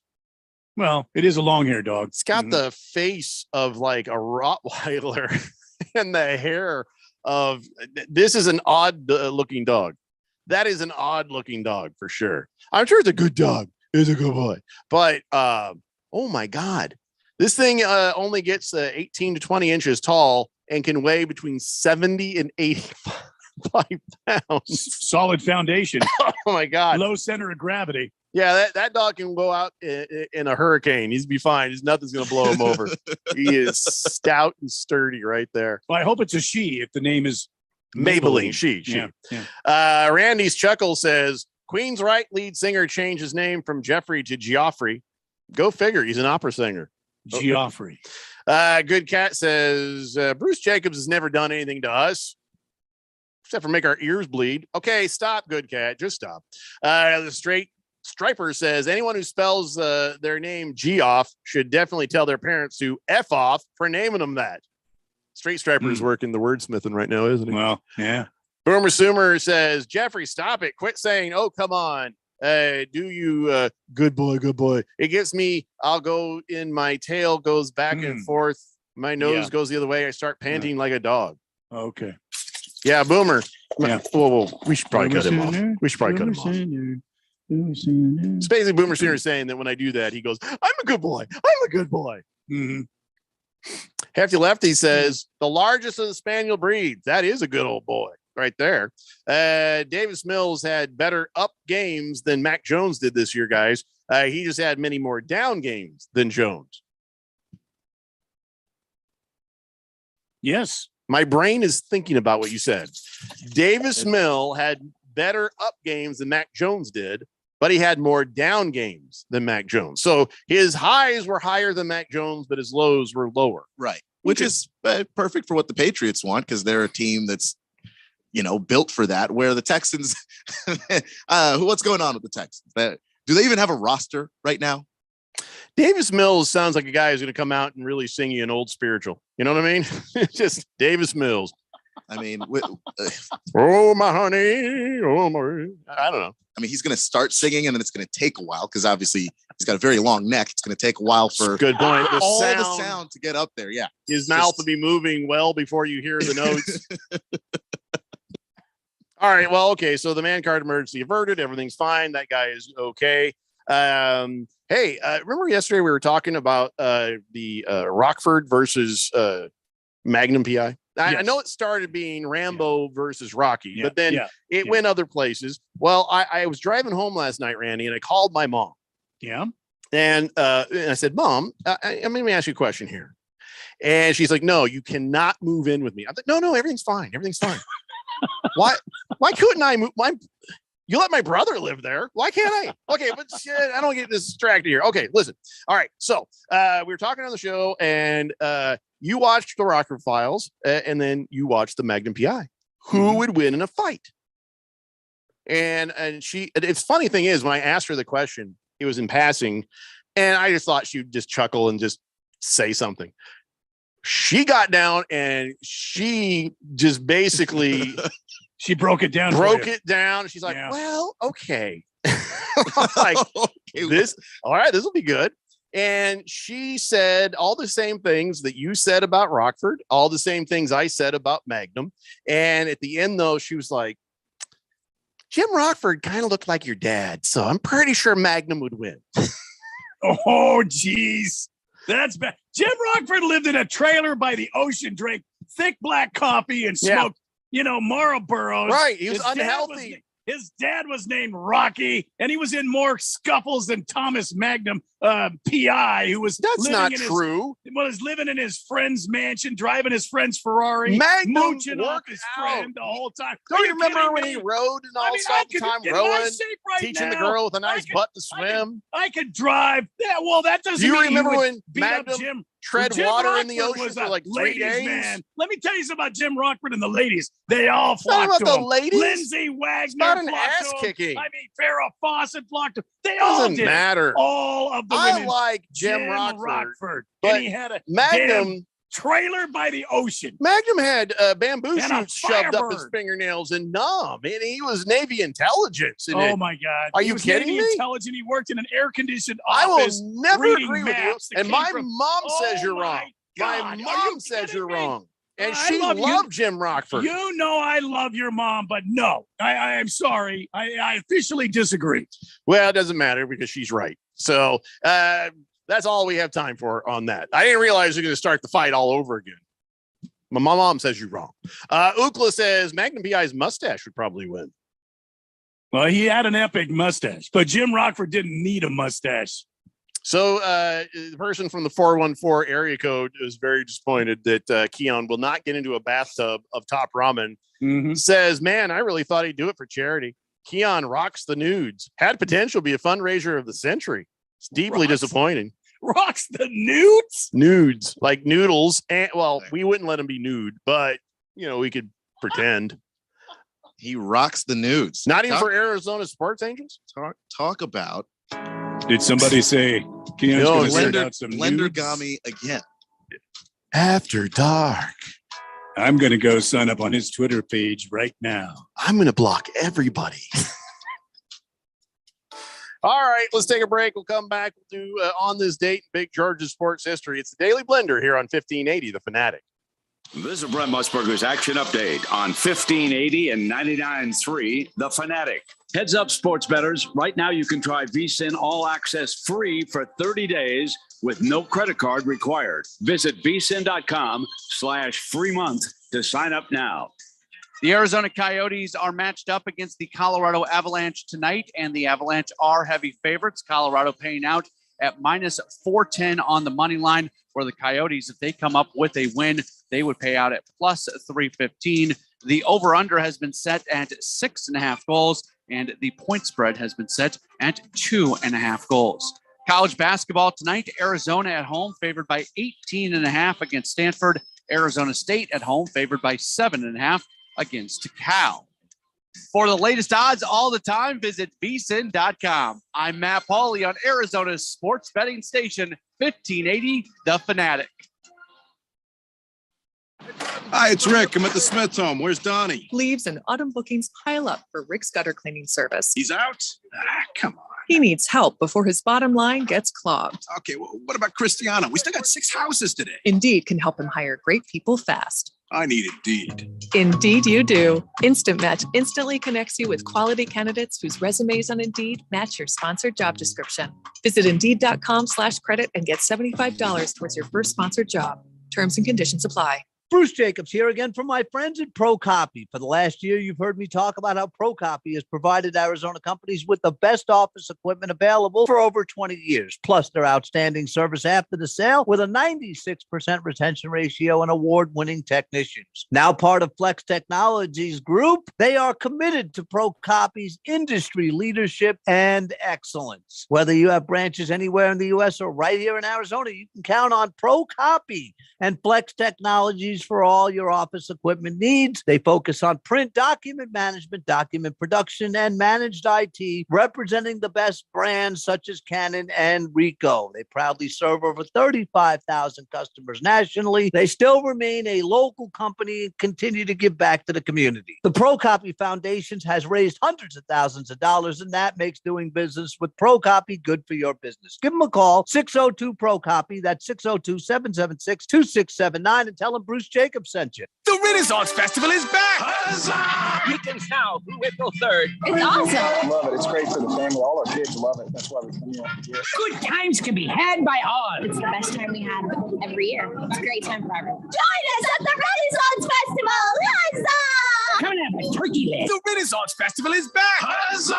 Weekends now through April 3rd. Discount tickets available at Bashers and Food City or Arizona.renfestinfo.com. Presented by Delta Airlines, Bashers, Food City, Pepsi, Budweiser, and Guinness. You come out here and you'll have a good time. My kids love it. There's lots of shops to go to. Hair braiding, face painting. Oh, and I really like the meat sticks, the turkey. Whoa, huzzah! There's so much going on. Make sure you come out early and stay all day. Pepsi is a proud sponsor of the Arizona Renaissance Festival. Enjoy a Pepsi with royalty at the Renaissance Festival this weekend. Huzzah! If you're age 62 or older and own a home, this message is for you. Reverse Rob here, Money Radio's expert on reverse mortgages. Learn how to tap the equity in your home and increase the quality of your life by earning tax-free income while protecting your other retirement assets. Join us for our free Second Saturdays webinar every month to learn more. This is not too good to be true. All you need to do is reverse your thinking. Call me today, Reverse Rob, to learn more at 602-REVERSE. That's 602-738-3773, or download my app by searching Retire Right with Reverse Rob. 1580 The Fanatic and at 1580thefanatic.com. Your home for sports.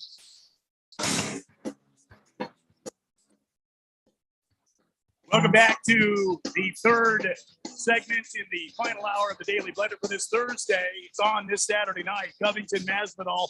I've been telling you all week, a great opportunity to make some money on this fight. One of the biggest fights of the season. It's going to be epic. And I expect it to go many rounds. I don't think these two guys will come out and one of them will knock somebody out or make the other guy, put the other guy in submission early. I think this is going to go a long ways. And you can, if you're new to sports betting, you can download the FanDuel Sportsbook app and you can get some great odds on this fight. You could win $150 in a $5 bet because you'll have these amazing 30-1 odds on FanDuel. If you're a new user, just sign up for FanDuel Sportsbook.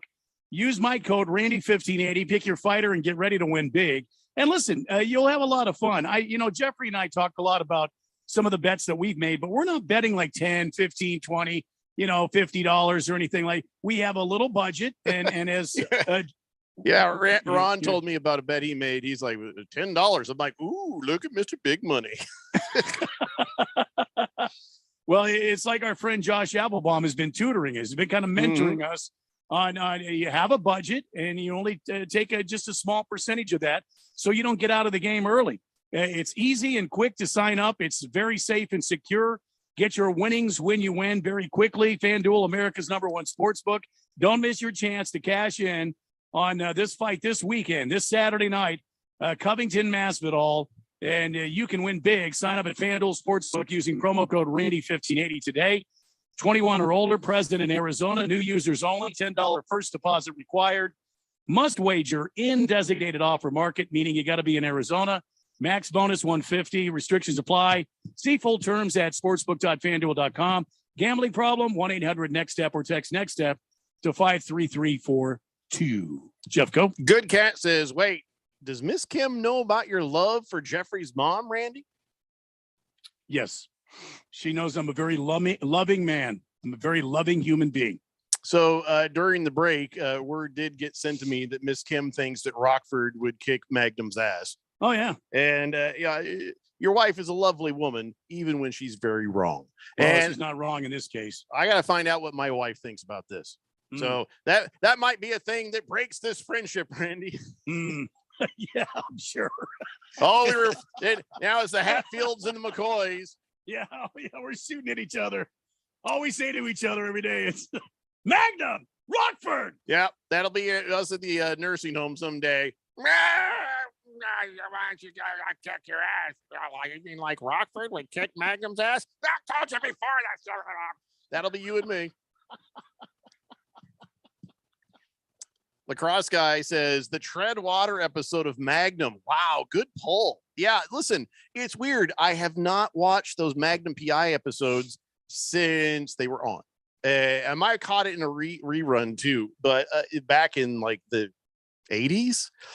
So the fact I remember that, it just stood out because Magnum fell off of his canoe or something, and so he's out there treading water, and people are looking for him, but they can't find him, and he's having flashbacks about his dad. It was a very touching Field of Dreamish kind of thing. His dad, Magnum's dad. Yeah. His dad who they were throwing the baseball or something. I don't know. Anyway, so and I thought, with all these streaming services, I could go back and I could watch Magnum. I watched the first episode. I was like, oh my God, the music is so horrible. Oh yeah, it's bad. The music from the 70s. I was like, well, maybe it's not as bad later. Kind of like the Star Trek Next Generation. The first season, horrific. Once they got collars, then it got good. I mean, that's, you know what I'm saying? So I got to they got collars. Yeah, they didn't have collars in their shirts. And then he was like, except for the like the Borg episode, which I was like, oh, there you go. And then like season 3 or 4, they got better. So I thought, okay, maybe I'll fast forward to the episodes later in the series. And I haven't had time to do it. So King Kenton says, this is Jim Rockford. Leave a message at the beep. Right. And his dad's name was Rocky. I think Rocky would fight better than Rockford. Oh, please. The two of them would take out an entire bar room on their own. I don't remember seeing Rocky actually fight. I mean, you say Rocky, his dad. He didn't have to. His name was Rocky. Right. He didn't have to. Blissel Hayes says Rockford would win the fight. Fan says the only thing I remember about Magnum PI was how cute Tom Selleck was. Yeah, there you go. Not helping. You don't recall that he was a big giant fat mooch?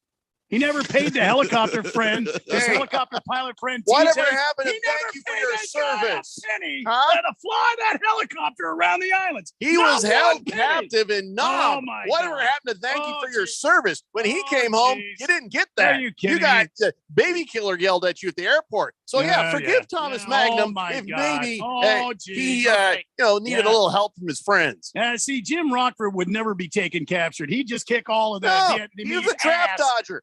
You heard me? Jim Rockford's a draft dodger. He was the man. Mm-hmm. You should be happy that Jim Rockford drove USA What Power, he had baby. Corns in his foot like Trump. Jim Rockford's a draft dodger. Please. Now you're making stuff up because you're losing. Yeah, now we both have to go back and watch these. Yeah, now you're making stuff up because you're losing. I'm not losing. King Kitten says Tom Selleck wore short shorts. Yeah, he wore nut huggers and still kicked people's ass. Please. There wasn't one episode of Magnum PI where he kicked anybody's ass. Sure there was. No, he was too busy mooching. It was always somebody else kicking some guys. And he had a butler that was looking after the man. He wasn't mooching. All he did Robin was live Masters, in Hawaii. the famous writer, said, hey, Tom, I need you to come. By the ocean. I got some mysteries for you to solve. Please live with my weird British butler. 3-day-old coffee. Jim Rockford didn't care. He'd fire that pot up and just down he goes. I mean, who's grab smarter? a cigarette, Tom Selleck living in a mansion in Hawaii, Trans Am, or Rockford in a right trailer? American Hey, guess power, what, baby? Jim Rockford's trailer trash. You can say what you want, but he would kick your ass, my ass, Keon's ass. It didn't matter. Only one of them's still alive, Randy. There's a reason for that, because he had a hero's death. Did he? Laying his life down for others. Dude, that was the Notebook. He was in the Notebook. That's how keep bad. that in mind. No, listen, I like James Garner, but his last role was dying in the Notebook. The Notebook, Randy. Please. No, that's a man card violation. Please.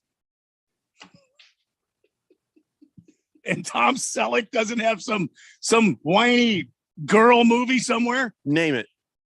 I will. I'll look when I get off the damn air tonight. I will. See, now what's going to happen is he's going to figure out what that movie In and Out was about. And I'm going to have to go look a little deeper into James Garner's past. This is never going to end. It's time now, ladies and gentlemen, for On This Date in Big George's sports history. Back in the year 1875, at the Victoria Skating Rink in Montreal, Canada, the first recorded indoor hockey game took place. Hockey was usually confined to the outdoors, on ice, or in the fields, and typically lacked any rules or regulation. This game featured 2 teams, 2 goaltenders, a referee, a puck, a time limit, and most importantly was referred to as a hockey match in an advertisement for the game. And they still had more people in attendance than the Coyotes will at ASU.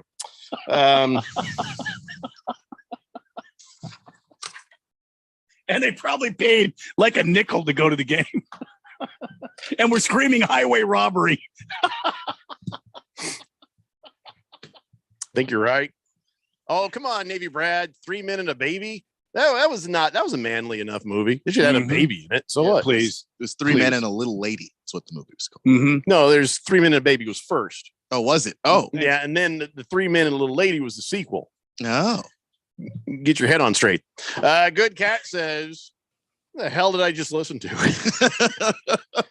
Tom Selleck was in that awesome movie Quigley Down Under. Oh, yeah, that was good. That was pretty manly. But then James Garner was Maverick, not from the Top Gun. He was the gambler Maverick. Yeah. In that movie, he was awesome. The coolest dude on the prairie. I'm not saying he wasn't awesome. I'm saying the characters. I love James Gardner in movies. He was a good guy and funny too. He could do comedy like nobody else's business. So, FedFan says, James Gardner was cute too. It's really not what this is about, but Thank you, FedFan. Big George says Rockford was friends with Isaac Hayes in the Rockford Files. Gandy Fitch was a brutal, violent acquaintance of Rockford from his prison days. He almost always calls Jim Rockfish. Jim helps prove Fitch didn't commit the crime he was in prison for. See, good man. You just read that out of the TV Guide, I think. He says, man. Also, just like James Garner in real life, was a Korean War veteran. He was not a draft dodger. Yeah, but where was he in Vietnam? I'm going to win this. I don't care what happens. You've already lost. It's over. Hefty Lefty says, her alibi? I didn't lose. I'm telling you, a decorated Vietnam vet from Navy intelligence. It was in shape, would Naval whoop intelligence the ass out of donut-eating Rockford. What is Navy intelligence doing being captured by, if he's so smart and he's so intelligent, how the hell did he get captured by the Vietnamese? Somebody who I brought I'm right. Somebody I brought to your birthday party was in. Is that was you? Yeah, I can't. Anyway, Senior Wake and Bake says, Randy, rumor has it that Kyler Murray still wears okay, stop, Senior Wake and Bake. We're not doing short jokes anymore. It's just sad now. You're probably right. Whatever you had to say about him, you're probably right. Oh, speaking of baby shoes. So I didn't know this happened in Glendale. I thought it was like this. Somebody should make a movie about this, or just at least a Rugrats episode, because it sounds like the plot of a crazy movie, but in real life, it's scary as hell. Wait, that's a broad range of things it could be. It could be a movie, a feature-length film, or a Rugrats episode. Well, let me explain. Okay. You'll understand. 6 to 8 toddlers escaped from the daycare in Glendale on Monday. They were spotted by drivers from the street out front. 911, what's your emergency? Baby! It's like the Dave Chappelle thing. What are you doing out there, baby? Trying to sell weed. Anyway, these babies are just wandering. Wandering. They were on a mission. They're on a mission? Yeah, they're on a mission. Yeah, they were out to take over the state. They were going to start with Arizona. Then they were going to rally the other babies and toddlers. They were going to take over the whole nation. And once they take over the damn nation, then they're going to take over the world. Think about how many toddlers are there out there? I got to be honest with you. The way the world's been running in the last couple of presidents we've had, give them a shot. Just see what they have to say. The State of the Union address will be postponed to this evening because the president has to have a diaper change in a bath. Well, that actually did happen the other night. That actually did happen. So here's what happened. So it gets even better. So the babies not only break out, and they're out wandering around like freedom. They also managed to do something to the gate where the grownups couldn't get out. Oh boy. By the time they realized something was up, they're like, somebody got a key for this? Oh my God. They got locked in by babies. The Happy Days Learning Center, they're being investigated. And I would imagine that'll be the last day that they watch babies, but not so happy over there now. 1 and 3-year-olds just wandering out there. I mean, I feel bad for the people who are probably going to lose their jobs and who's going to lose their business. It was scary what might have happened to these babies, but tell me that's not at least a movie of some kind. It is absolutely based on a true story. Yeah. I don't know what to call it. Oh God, that's dark, Lost Toby. Says what you didn't hear is they brutally murdered the daycare assistant because she put the cookies on top of the fridge. Wait, nice is call this back to yesterday's show. Yeah, is this the show about the killer baby? There's more than one. Is that the plot twist? There's 6 of them. Wonder if this is a publicity stunt to promote Killer Baby. I'm sure it is. Sounds like mind it to me, blown, Jessica. Lost Toby. All right, guys, that's probably more than enough time for us. We'll be back in your radios again tomorrow at 3 p.m. Have a great night and enjoy GCU hosting Utah Valley at 6:45 p.m. This is the Daily Blender here on 1580 The Fanatic. Bye-bye.